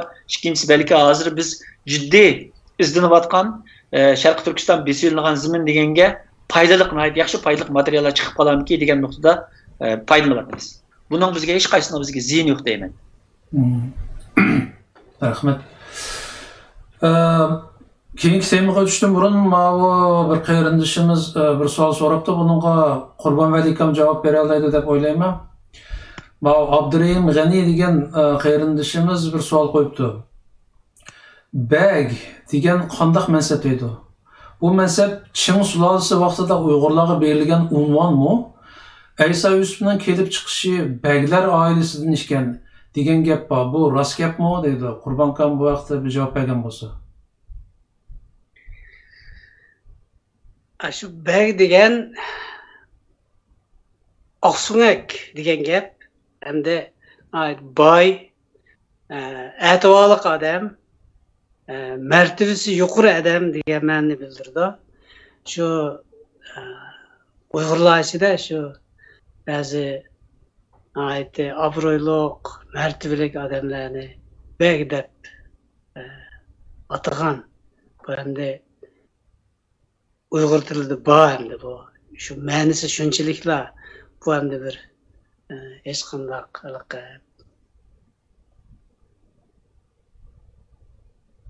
tarixiy jihatdan hamda shunday Beg deydigan bir mazhab bor degan bo'lmaydi. Men hamda shu tunigimmi Zumrat xonim buni qo'yib turibdikan, shu bir vaqtlarda meni intervyu qilgan vaqtda bir e'longan bir nima bo'pti. Axun degan nima, molla degan nima, damolla degan nima, shunday gaplarga izohat berib qolgan bir programni tunugin o'tirib qo'ydi. Shuningdimi aşındaq meseleler deyilgen. Beg deyilmegen. Begini bir gün soraptı hem de beg degen mertebelik adam. Alayda to'nilgan, kishilar hurmat qiladigan andaqlarni beg deydi. Hem boylarni beg deydi. Mesela bizim tilimizdeki bu bir til var, bir atalgı var. Bunun hech qanday bir ijtimoiy sinib nemisi yo'q. Shu og'zimizda atalgan gaplar. Yani buniki Çinsual bilan munosabati yo'q degan gapda, bu tarixdan Uyg'urlar o'zlari ashta atab kelgan atalg'i ekanda bu. Shu. Tamam. Endi ma Ümit Efendi yaqin yağı bir qism faoliyatlarini ko'ryapmiz yo'q, ammo toza tashviqotini ko'rmadik. Masalan, Tayvanda bir qancha intervyularda bo'libsiz. Masalan, bir televiziya stansiyasining intervyusini men ko'rdim masalan. Onun da necha yilning oldida bizning maqsadimiz mustaqillik degan gapni o'tirib qo'yibsiz Tayvanning televiziyasida. Hamma yaqinda anladık, biz uzun bo'lmadi, shu sizlarning bir tashkilotinglar Uyg'ur hurlik munbiri degan tashkilotni shaxsan men yaqindan anglab qo'yapman-da, buni olmabdi ekanman. Bu balkim ya yangi qurilgan tashkilotmi yo burundan bormi bilmadim. Shunga sizdan bu haqda bir uchrasak, men bilishimda bu Tayvandagi faoliyatlaringizni shu tashkilotning nomida qilyapsiz-ku deyman. Shunga oldi bilan shu tashkilotni qisqacha bir tanishtirib o'tsangiz. Sizlarning bu tashkilotning ismi Uyg'ur hurlik munbiri ekan. Bu tashkilotningki hamda hozircha nihoyatda ko'p tashkilotlar bor bizda. Boshqa tashkilotlardan farqi nima? Ham sizlarning nizomingizda bir alayda biz diqqat qiladigan bir yerlar bormi? O'sha haqda bir tushuncha bergan bo'lsangiz. Bu tashkilot 1 yil bo'ldi. 2008 8 e'lon qilgan to'q. Bu tashkilotningki maqsad nishoni prinsipi shu. Uyg'uriston Sharq Turkistonning mustaqilligini xalqarada ochiq oshkora, ya'ni diplomatiyada, siyosatda ochiq oshkora ko'tarib chiqadigan, butunlay ana vatanning mustaqilligi uchun harakat qiladigan bir tashkilot. Bir yig'iz gap yig'inchoqliganda mushu. Bu endi bu biz lekin bu jarayonda qurilgandan bu jarayonda Xitoy virusi tufayli hech qanday berib bir lobbichilik diplomatiya vaqtida ishlan qilgan imkoniyatimiz ham bo'lmadi. Yo'llar ochilib, bu imkoniyatlarimiz ochilsa harakat qilamiz. Endi bu tashkilotimizning boshqalarga o'xshamaydigan yeri desak, ya masalan o'xshamaydigan yerda biz asosli faoliyatimizni Merkezi Asya ve Şarkı Janubi Asya'da ippasak degan qarashda ve şu yoqda aktif harakat qilish uchun tirishimiz. Bu bizning biroz o'xshamaydigan yerimiz bo'lishi mumkin deb qarayman. Chunki asos programmamiz bo'ldi. Chunki g'arb davlatlarida, Amerika boshqa Yevropalarda nurg'un tashkilotlarimiz harakat qilyapti. Biz albatta belayotib qilamiz, lekin bizning qarshimizda ana vatanimizningki qo'shnisi bo'lgan cho'ng davlatlar, Rusya bo'lsin, Hindiston bo'lsin va undan boshqa Sharq Janubiy Osiyodagi Yaponiyaga o'xshash davlatlar bilan yaqin munosabat qilib, shu yerda mustaqillik inqilobimizni ilgari surishninki bizning mustaqilligimiz uchun intayin foydasi va turtkusi va degan qarashda biz shu nizomlarimizningki xizmat prinsipimizningki asosliq ya'ni yo'nalishi mushaq bo'ladi deb o'ylaymiz endi. Buningdan boshqa biz ana vatanimiz Uyg'uriston, Sharq Turkistonning mustaqilligi uchun hech qanday vosita tanlamay, o'sha mustaqillikka yetishga, shu yo'lda turishga biz hammamiz qobil, ya'ni shunga tayyor. Yani shu yo'l qo'limizdan kelishicha harakat qilamiz. G'alabalik bo'lgan chaqda natijalarga erishgan vaqtimizda xalqqa chaqiriq qilamiz, xalqni bizga ergishib, shu yo'lda mengishga da'vat qilamiz albatta. Farqsan, shuni desam bo'lishi mumkin. Qolgan har jihatda boshqa butun dunyodagi Uyg'uristonlik, Sharq Turkistonlik qarindoshlarimiz Uyg'urlar o'xshash bizmi o'z vatanimizni söyimiz, mustaqillik uchun kurash qilamiz. Qo'limizdan kelishicha biz hamda ko'pinchimiz hammamizga ishdan sirtqi xizmat qilganlar kasbiy emas. Kasbiy emas deganimiz mushuningki nini maoshini ilib yap xizmat qilgan odam yo'q bizning aramizda. Hammaylar xolis. Tamam. Bu yerda yana bir so'rab o'tmoqchi bo'lganim, nima Vengriya, Macaristonmi deb qo'yamiz-ku. Bu yerda sizning necha qatam berib o'sha yerda faoliyat qilganingizni ko'rdik. Bu vaqtda qisman tashviqotlar bo'ldi, ammo yetarli emas. Tafsilotlarni bilib ketamidik. Anglashimizcha siz shu Vengriyada bir Uyg'ur yezisimi, Uyg'ur mahallasimi bir narsa qurishga tirishgan ekansiz, ya'ni 500 kishilik bir Uyg'ur mahallasi qurdiganga aşağıdaki yerliklar bilan so'zlash jarayonida ular qo'shilib qurilish az qolganda bir Xitoyniki qo'l tiqishi bilan sizni hatto bir mezgil şöyle solab qo'ygan gapim borki, rasmiy olgan bilmayman, işte anladım. Anladım ki bir mezgil solgandan keyin sizni qo'g'lab chiqarib o'tibdi. Davlatni chiqarib o'tib, jiqishlarga to'sqinlik qilgan o'xshaydi. Mush ishlar qanday bo'lgan eshamda, masalan bizda vengerlar, hunlarda bular, tarixdagi hunlar. Uyg'urlar bilan qandosh millat sanaydi o'zini. Bu hunlar faoliyatlarda rasmlarni ko'rdimda, bizning bayroqlarni ko'tarib ot choptirib, xuddi Uyg'urlardeklar faoliyat qilganlarni ko'rdik. Bunda nurg'un odam qatnashgan faoliyat ekan u. Onundan başqa Vengriyada yana bir Uyg'ur şehitlar ko'chasi, agar xato aytmagan bo'lsam, shunda bir ko'chaga ashta ism berildi, Uyg'ur shehitlar ko'chasi degandek. Bu ko'chaning ismi qanday barliq kelgan, mushlarni qisqacha bir deb beramsiz bizga? Bo'pti, temadan sirtib qoldi. Mayli qisqa bir deb o'tay. Haqiqatan men burun endi 2007 yildan tortib toki 2013 yilgacha deyli 6 yil tayyorlik qilib shu yerda bir Vengriyada bir Uyg'ur yezisi qurishga qattiq bel bog'lagan va g'albilik bo'lib shu 500 kishilikka yaqin hamda 200 necha kishilik yaqin 500 hektar yer bilan qo'shilib bir yangi shu yezni qurgandan bir kun baldur e'lon qilgandan bir kun baldur shu plan bo'yicha e'lon qilgandan 12 davlatdan vakillarni chaqirib berib bir kun baldur shu Xitoy bizning planimizni bilib Vengriya hukumatiga terroristlar kirib andan bunda harakat qilyapti, sizlarga tahdid bo'ldi degan shu batnomimiz bilan Vengriya hukumati shu bizning shu yerda tutib endi qo'lga ilib meni shu yezni 7 yil 6 yil tayyorlik qilgan Yevropaning o'rtadagi bir Uyg'ur yezisi planimiz bechit bo'lib ketdi. Chunki terrorist batnomini chaplab, ajoyib terrorist batnomini chaplab o'tgan gap ish anglab baxmagan. Qirg'izistondagi Amerika konsulini anda qilmoqchi va kaza degan o'xshash bir muncha gaplar bor uning ichida. Vengriyaga kirib palanchani anda qilmoqchi, palanchani kuchirib o'tmoqchi degan o'xshash gaplar bilan chaplaganlik uchun batnomni bir kun solab qo'yib yurtish qilib o'tgan. Yurtish qilib, endi bir yil Vengriyaga kiramaslikdek mushtaq jazoni bergan. Ammo men uni darhol advokat tutib arz qilish orqali hatto Yevropa parlamentigacha berib bu da'vo 3 oydan keyin men yengib sotda kirishga muyassar bo'ldim. Doim undan keyin nurg'un qitim berib kelyapman.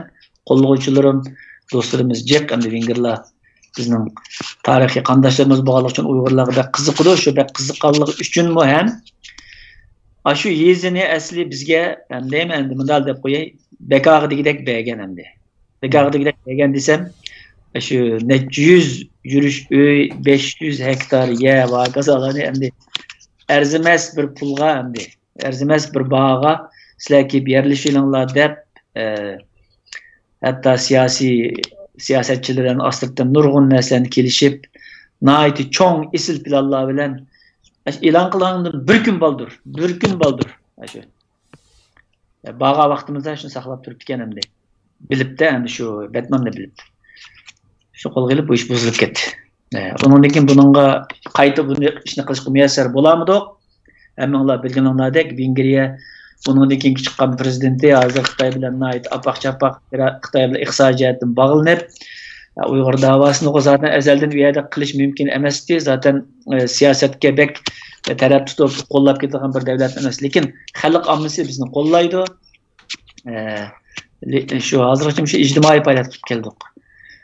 Keyin lekin shu do'stlarimizningki kuchi bilan Xitoyninki Wuhan'da şöysimi şeyde bir şöbis açmak ekan.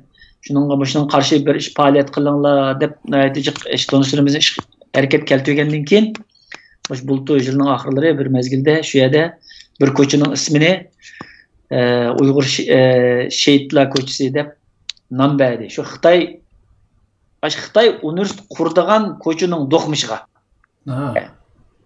Berdi. Albatta bununla bizning şeydeki dostlarımız yıllardan beri bizni qo'llagan shu her sahadagi do'stlarimizning kuchi va shahar boshlig'ining kuchi var. Bu Xitoy konsulluğu yinaga degan tanız bir tülügün okugan bir xabar esim kelib qoldi ama Angliyada mu hozir ba'zi parlament a'zolari shunda taklif qo'yibdi. Ya'ni Angliyadagi Xitoy konsulluğu yenidagi bir ko'chaning ismini Uyg'ur bog'chisi deb o'zgartirganga, yana bir ko'chasini aytavur Tibet ko'chasi dedimi aytavur.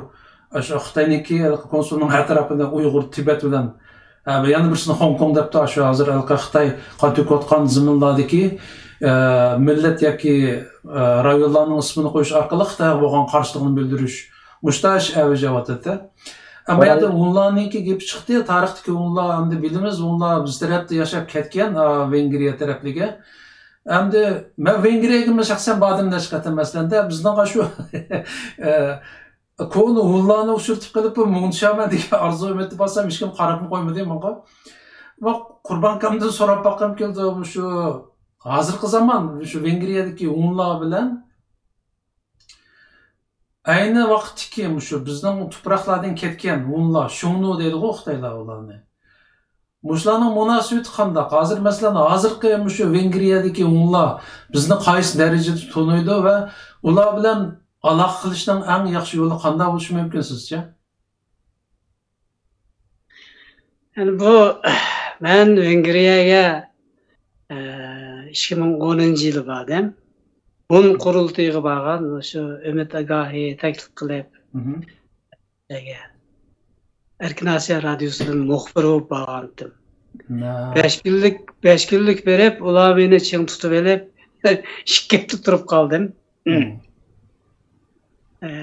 Shundoq ma'nilik o'tdi bu yerda. Yerda shu professorlar bilan paranglashdik. Men endi shu un qurultiyi buladigan maydonga shu yotoqdan chiqib, shundoq kelgan aman Uyg'ur mahallasi kelib qoldimi nima degan bir ta'siri bor menda. Chunki ular kelgan kiyim bizning belini bağlaydigan tomoqlari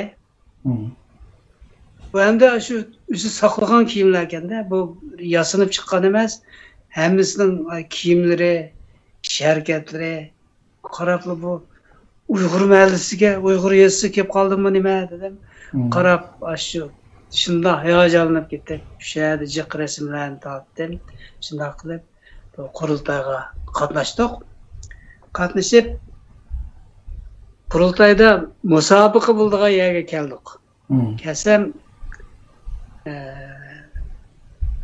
7-8 odam har birisining qo'lida qarchug'i bor ekan. Qarchug'ini tutib turibdi. Men shularning oldiga bordim.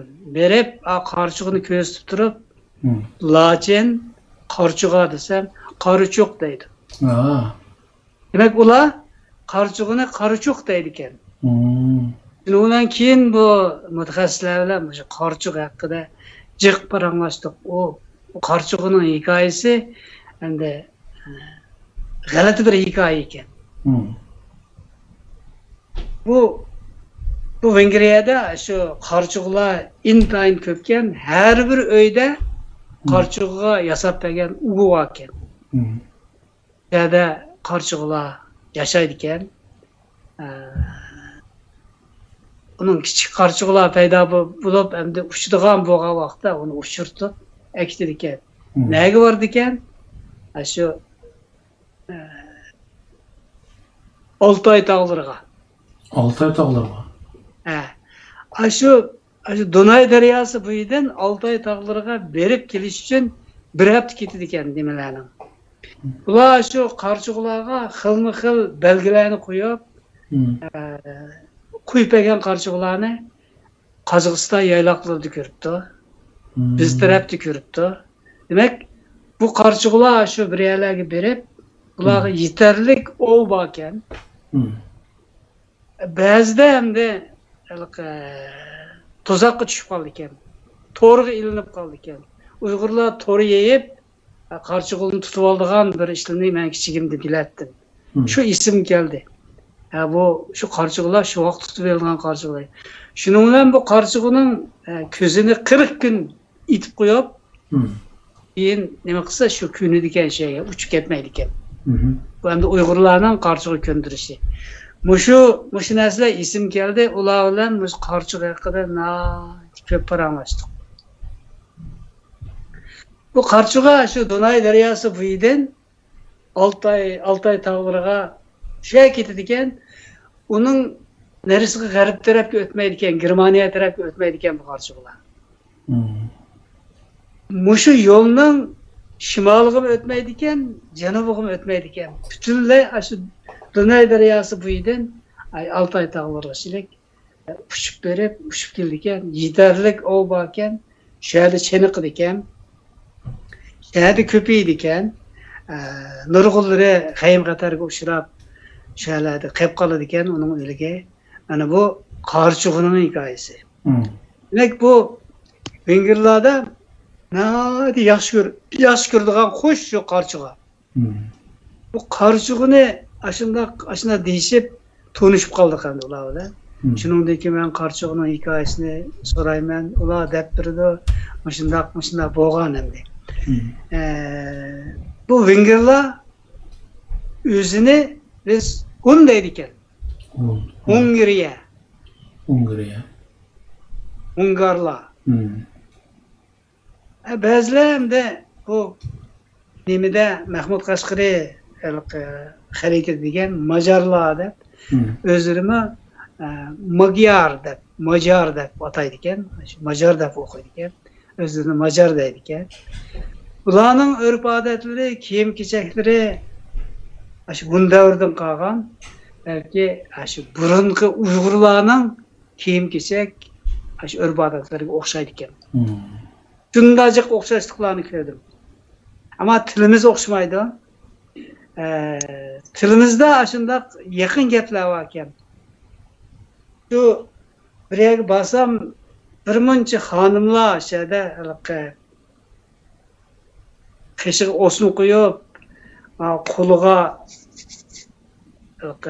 xena yaqib, shundoq qilayotgan bir yerga berib qoldim. Berib, shundoq qarab, bu xena desam, mana bundoq qarab, xina deydi. Xena degan gapimiz o'xshab qoldi. Shuninglar andikin jiq paranglashib ketdik. Qaysi tilda paranglashdingiz ular bilan, inglizchami? Ya avval shunda bir gapni bilishib olgandan keyin gap chiqadi ekan bu o'tirda, andikin inglizcha paranglashdik. To'lisi inglizchani chalib bildi ekan, menchilik chalib bildi ekan, ularmi shunda chalib inglizchada paranglashdik shu vaqtlarda. Bularning hamda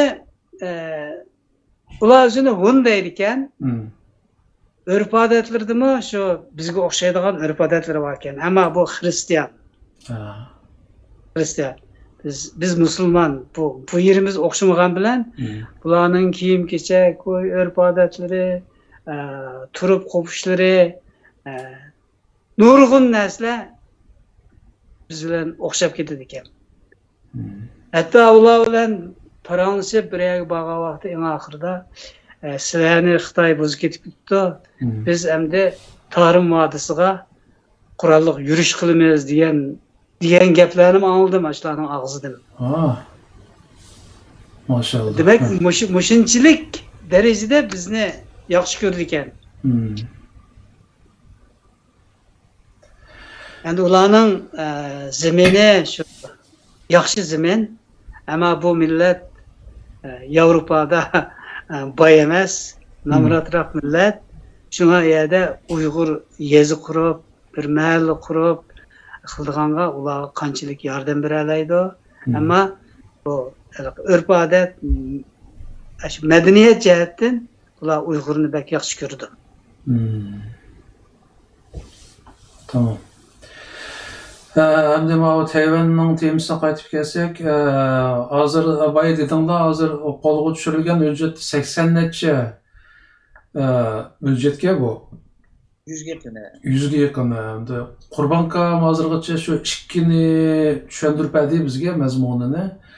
Ham buning ichidan balkim bizni cho'chitadigan va bizga alohida qiymati bor yana materiallar chiqib qolish ehtimoli cho'ng, chunki men bunda bir qarab baqsam shu Gomindan hukumatiningki maxfiy hujjatlarga bu arxiv saqlaydigan.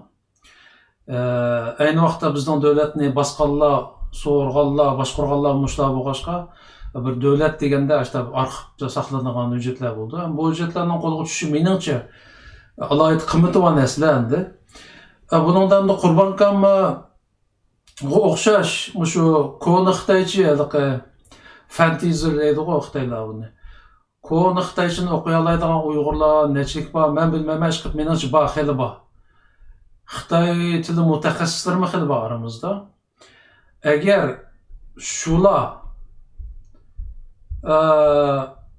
biz yordamga hozir tayyor shu materialni bizga bersanglar, men qo'limda kelishini tarjima qilib beray deydiganlar bo'lsa, siz bilan bevosita aloqasi bo'lamdi, Umid afandim? Albatta, men bevosita aloqasi bo'ldi. Albatta, buning materialni birdan yo'llab beramiz, birini tarjima qilib, birini qaytarib olishimiz kerak. Albatta. Tabii. En kalamda iyilik yüzümü belki anç doğru olması mümkün. Teyya, cek adamga ihtiyacımız var. Bulmagan çakda 5-6 adamga ihtiyacımız var. Hazır. Benim bir nimin evet ki hazır başlaptı da. Bir nimdeydim. Baylıqı Jangjujon Huilu. Mesela evet koydum. Jangjujon Huilu. Mesela hazır evet koydum. Ha, tamam. Bunun esnafı. Deydiğen bir kitap bakken çıktık. Şunun içinde intayin mühim bir mezmun bakken belki bizning paydalanışımızga bo'lib qilish mumkin. Bunun da Jangjujon 1947 yil shunday yozibdiki. Xitoylar Şinjan'daki nüfusununki 5%'ni egallaydi. Nima uchun biz siyosiy huquqni nüfusu 95% bo'lgan Uyg'ur va boshqa millatlarga topshirib bermaymiz degan narsa Jangjujon. Mush kitapta bormikan o gapi? Kitap bor ekan. Mush endi bundan keyin men xanjcha sozimda o'zim tarjima qilib o'taman. O'zra bu hatto Şinjan gezisininki 1947 yılı 7. ayının 4. günüge kısmen besilip tükenmiş.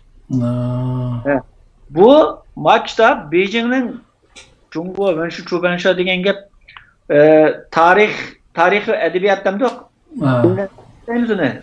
Edebiyat ve tarih neşriyatı. Cumhur'un tarih ve neşriyatı da 1985 yılı neşr kılınganken ve 539. bettin 547. bet kişi buğa yedi bakiye karanmış. Bunu evet dedim. Adam bir nesi evet degensem Jangjujon'un huyulosunu siz ekranda gösterseniz bir nesi evet koydum. Gösterdim hazır. Gösterdim hazır mı? Ha. Ben ne dişim kömürüm. Demek moşunundan mı paylanğanı boldu deyen gap hem de fakat mafitille yukarı degendeki Jangjujon'a ait materyal liste geldiğimiz için maşına bir materyal var. Bir adamda Xitoy nüfusununki 1947 yılı aran 5% işgalligini meyada cezimleştiripti öz ağzı bilen. Ve nemedi bakken de hazır olsa Xitoy nüfusu belki 50'den cek bizde hazır. Uygurların cezalarında 7-8 milyon insan soluğan dikin Uygurların nüfusu 30 neçe içip kalgan 30 içip kalgan buluşumuz mümkün bilmeyimiz onu Allah bilir. Demek mavu paydınlanan bir menbe hesaplandı menimce. Bir depoya dedim hazırca şu bir neyse çünkü bu neylik adli xatga tercüme evet bir tüken nemesle kitap bilen koşup. Bu kitap Yakında bu kitap mı hem kulağıma düşürdü hem de. Bunu tercüme kılımızsak mesela bulup mu Hanzuvchisi yaxshi bo'lgan, Xitoychisi yaxshi bo'lgan qarindoshlarimiz chet elda intayin ko'p deb o'ylayman, chunki butun universitet bitkizcha Xitoycha o'qiganlar bor. Uni o'rta maktabni o'qiganlar bor, hatto hamda Uyg'urcha o'qigan bo'lsa-mu, Xitoychani mukammal dars ko'rib, Uyg'urchasini tarjimaga nihoyat yaxshi qarindoshlarimiz bo'lishi mumkin. Shunlashqa shulardan o'tinimiz, shular o'zini ma'lum qilib, qarshimizga yordam qilsa, vatan millat uchun boshqa ishni qilolmasam, uyda tarjima ishlariga mashlarga yordam qilsa, foydasi va qimmatli materiallar chiqib qolgan bo'lsa, hammalar tang foydalansak demoqchi. Ham Qurbonka bu siz bu ikkisini tarjima qilib mazmunni Uyg'urcha yozib qo'yibsiz. Bularni endi o'qib, tushunib tarjima qilishga qanchalik saviya ketadi, shuni bir qisqa deb beramiz? Endi bu yazık bunu yaxshi bilish kerak.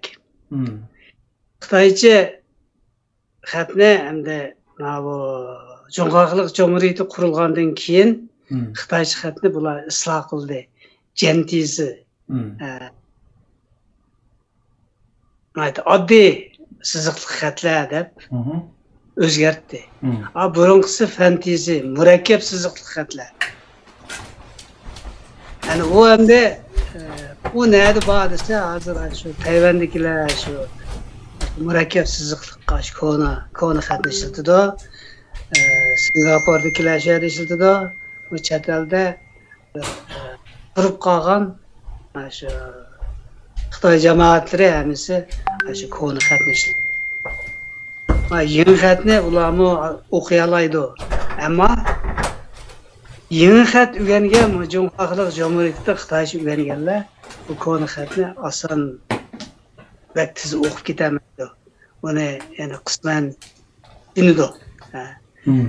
Yani bu masalaga kelganda shu fantizi, shu murakkab siziqliqqa shu konu Xitoycha xatni o'qiy oladigan odamlar Uyg'urlar bor. Ularni bir ko'rib boqsa, shu Örlük munbiriga kirsa, şu yerda Ümit Agahining bir sahifasi bor. Shuningda shu Ümit Aghi o'zi topgan shu xatlarni o'shaga chiqarib qo'ydi. Men shuningdan birdan ko'rib, qila oladiganlarimni qilyapman. Ammo bek oson emas.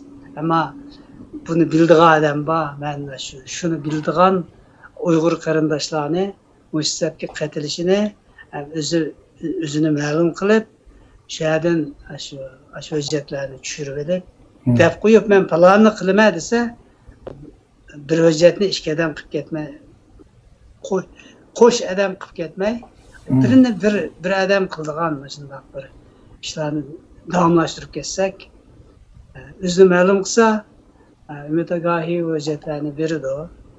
Shuni tarjima qilib chiqarsak, uningdan chiqqan mazmunlardan Uyg'urlar mustaqillik ishlarimiz uchun foydalansak demoqchi. Buni qiladigan odam bor yana. Bo'ldi, rahmat. Hozir degingiz bo'yicha Ümit apandan bu siz bu hujjatlarni shu sizlarniki WhatsApp tor betinglarga chiqarib qo'ydinglarmi? Buni ya'ni yordam qilishni xohlaydiganlar aşağıdan tushirilib, men ma'no tarjima qilay deb sizga deb qo'yiblar, tarjima qilsa bo'lamda? Yo'q. Boshqa bir ayrimiga qo'ygan, albatta avval shu hamkorlashimizdagi do'stlar bilan kimligiga tanishishimiz kerak, albatta. Kimligini bilgandan keyin, jazmlashtirgandan keyin evet bilmen şahsen. Hem de hazır evet usul asan. Ya WhatsApp orqali evet bilmen tercüme kısmı oldu. Bazıları 10 neçe bet, bazıları 7-8 bet, bazıları 20 bet, 30 bet. Okşaş emas. En bo'lmagan neçe gün ketadi birini tercüme qilmasam. Buni agar material şekilde resmi tercüme qilman desek, Allohga o'xshash. Xatlarni tatib hamma qilmas xeyli ish tutadi. Lekin bo'lmagan mazmunni qarab, tez qarab, bizga foydali bo'lgan mazmunlar bo'lsa, qisaq bo'ldi hatta. Mesela belgelik bizga munosabatsiz o'zining ushaq gaplari bo'lib ketsa, men ba'zanlarni qilmasam bo'ladi deyman. Ammo demoqchi o'g'limiz tezroq ma'nodan foydalansak, balki uningdan keyin ya'ni necha yuzlagan imkoniyatlar kelib qilish mumkin. O zaman rasmiy bir guruh, bir tim qurib to'g'ri kelyapti. Chunki bu bizning hozir hammalar jarsayotgan shu Sharq Turkiston besivilgan zimin degan nuqtalarda hammalar material izlayapmiz taraf-tarafdan. Yaxshi bir material chiqib kelish mumkin degan umidda mana shuni qilaylik demoqchiman. Menimcha shu to'g'ri usuli shunday bo'lishi kerak. Ya'ni bir to'rbetiga qo'yib qo'ysak, balkim to'g'ri bo'lmasa mumkin. Siz bilan aloqa qilib qilinma deydiganlar yoki siz degandek bir tim qura olsangiz tag'i yaxshi bo'ladi. Endi bu vaqtda shu Xitoy qadimki fantaziyani o'qiy oladigan qarindoshlarimiz bu vatan millatning ishiga ama o qora sandiqdagi hujjatning gapini jiqtalishib ketdik. Nimishqa bermaydi o millatning hujjati deb uni inshaalloh beribmi qola. Yaqinda ba'zi gaplardan qaraganda buni qurultay olimiz qo'limizga qurultayga topshiriladi degan gaplar bo'ladi. Endi agar u chiqib qolsa, hujjat chiqib qolsa, uningda nimalar yozilgan inshaalloh bizni arzuyimizni yerda qo'ymas. Ya'ni G'ulom Apandiga demay bir leksiyasida kitobida deb o'tgan shu Zhang Zhuzhong maxfiy hujjatda bizning vatanimizning azaldan Xitoyga mansub emasligi, bu besilingan zimin ekanligini ochiq deb tikanmish Xitoylarga.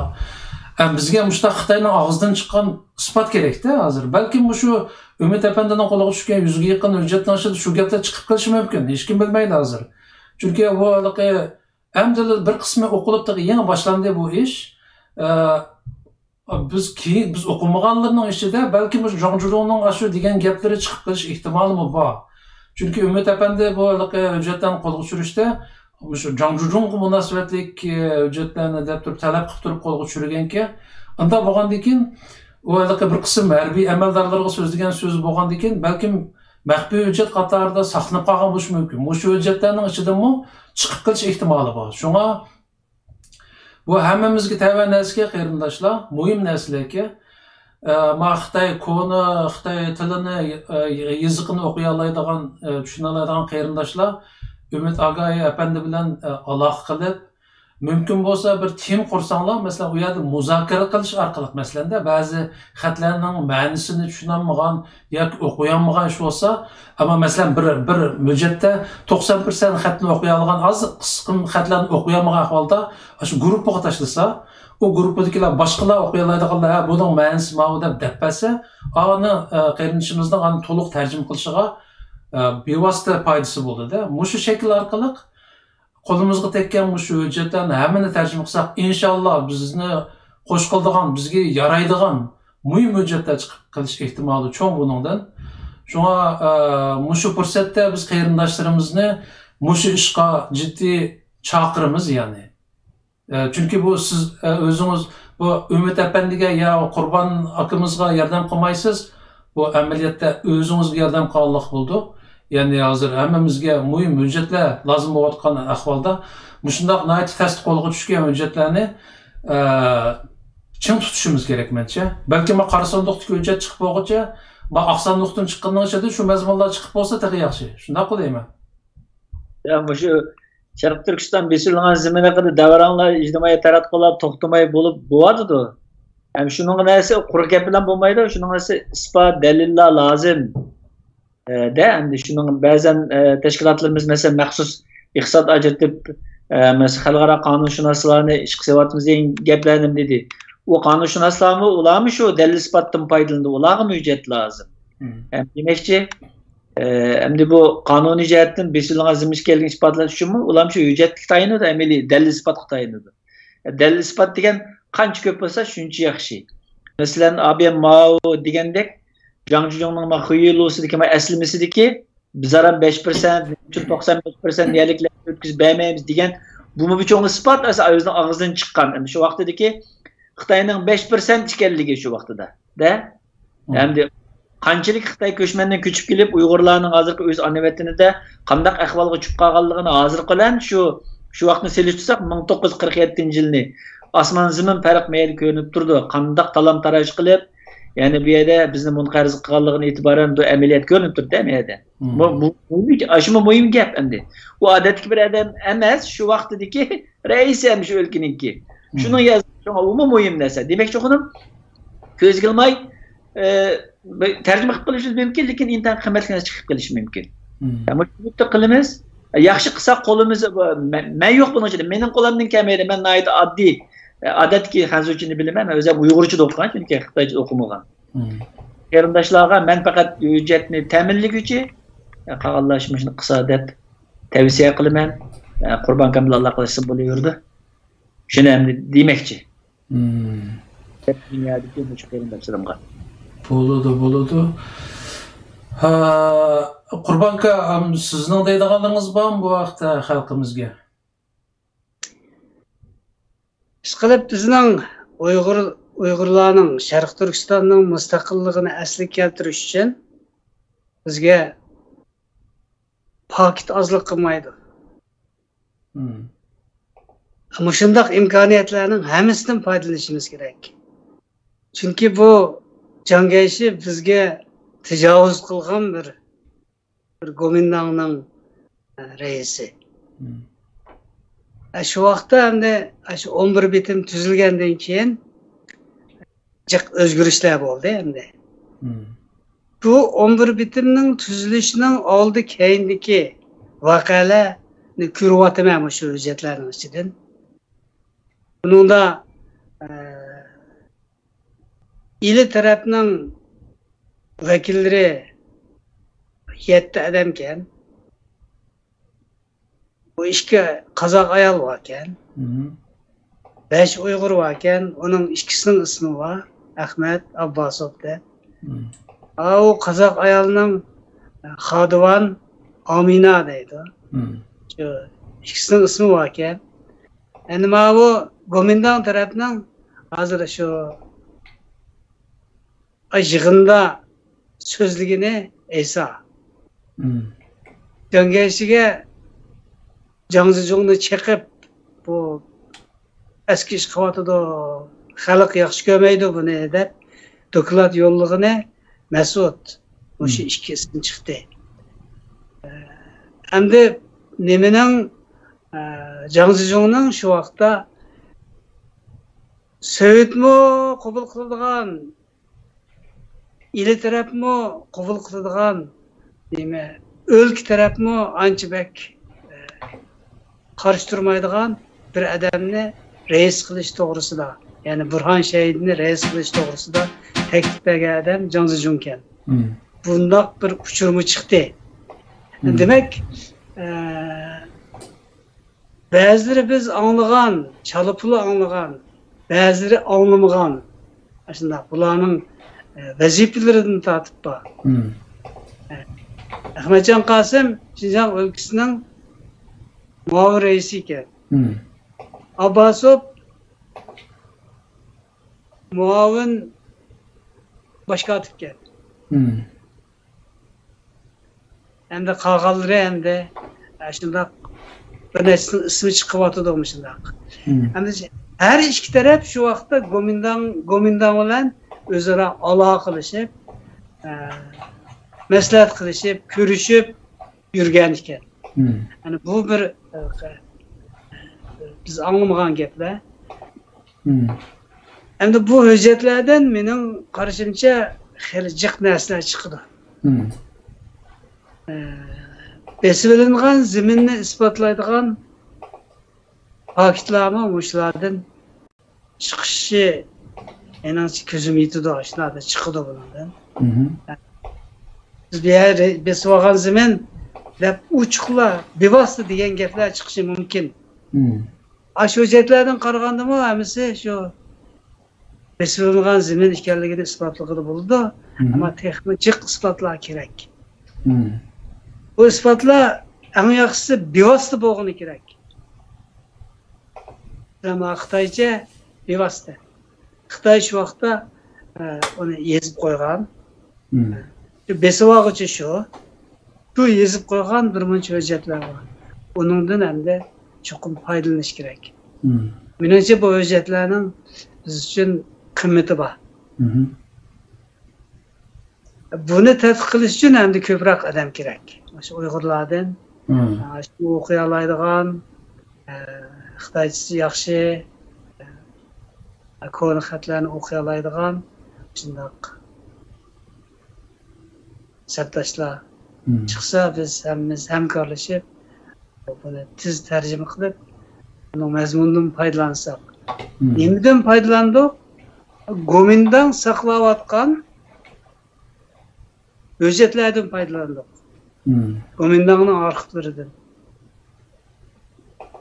Demak bu endi bir xele yaxshi ish. Bevosita bizning inqilobimiz uchun foydali. Mening deydiganim bundan ortiq gapim yo'q. Men hamda qo'limdan qanchalik kelsa shunchalik qilaman.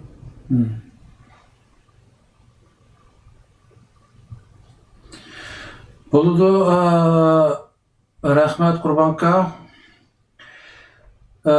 Bugun hozirgacha biz bilgan hujjatlarning mazmunini asos qilib turib, Tayvandan kelgan hujjatlarniki umumiy ahvolni qisqacha bir tushuntirib o'tgan bo'ldik qarindoshlarga. Ya'ni ko'pchilikning shunda bir ishdan xabardor bo'lib qolishi ham yordam qo'lini suna oladigan qarindoshlarimizniki bu ishga yordamda bo'lishi asosiy maqsad qilindi bugungi programmada. İnşallah bu ishlar nima deymiz endi agar o'ngishli boshlanib nima bo'lib qolsa, taraqqiy qilib bir natijasini ko'rgudek tushib qolsa, hammamiz xush bo'lamiz bu ishdan. Meniki masalan men Beyjingda o'qigan, xitoycham yomon emas, ammo mavaliqi fantaziyalik nimani chalib chiqib o'qiy olmayman-da degandek yaxshi emas. Shunda bo'lsa-mu, men o'zimni ma'lum qilmayman bu ishga, Umid apandiga. Agar shunda bir guruh qurilib, naqlga shulsa men qo'limdan qanchalik kelsa, shunchalik yordam qilishga tayyor. Bilmaganni ustozlardan so'rab yurib, masalan, Abay degandek bilmaydigan xatlar, mazmunni yoki o'qiy olmaydigan xatlar chiqishi tabiiy buningda. Qo'l yozma ekan uning ustiga bu. Ammo tirishsak qilib bo'lmaydigan ish yo'q mencha. Shunga agar shu 100 hujjatni hammamiz qo'lma-qo'l tutib tarjima qilib chiqa olsak, ishi nima buning ichidan ayt muhim mazmunlar chiqadi. Biz kutgandek mazmunlar chiqadi. Shunga barliq qarindoshlarimizni bu ishni jiddiy ko'rib, yaqindan yordamda bo'lishinglarni chin dilimizdan umid qilamiz qarindoshlar. Bugun soat 1 berib qopti, 2 soatdek bo'libdi. Ikki Qurbon akamiz bilan Umid qarindishimizniki 2 soatdek vaqtini chiqarib shu programma qatnashib turganiga, xalqimizga shu muhim bir uchurni yetkazganiga chin ko'nglimizdan rahmat aytamiz.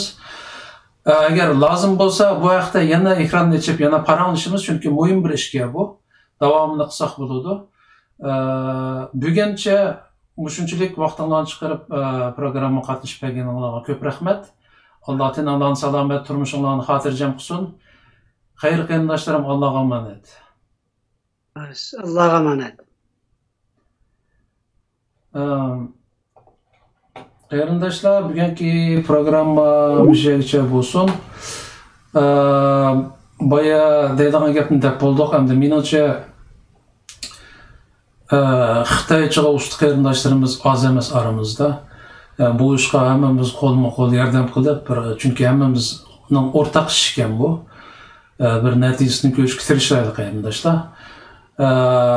Xayr, Alloh bizni bir yangi natijalar bilan qutlug'i pat arada.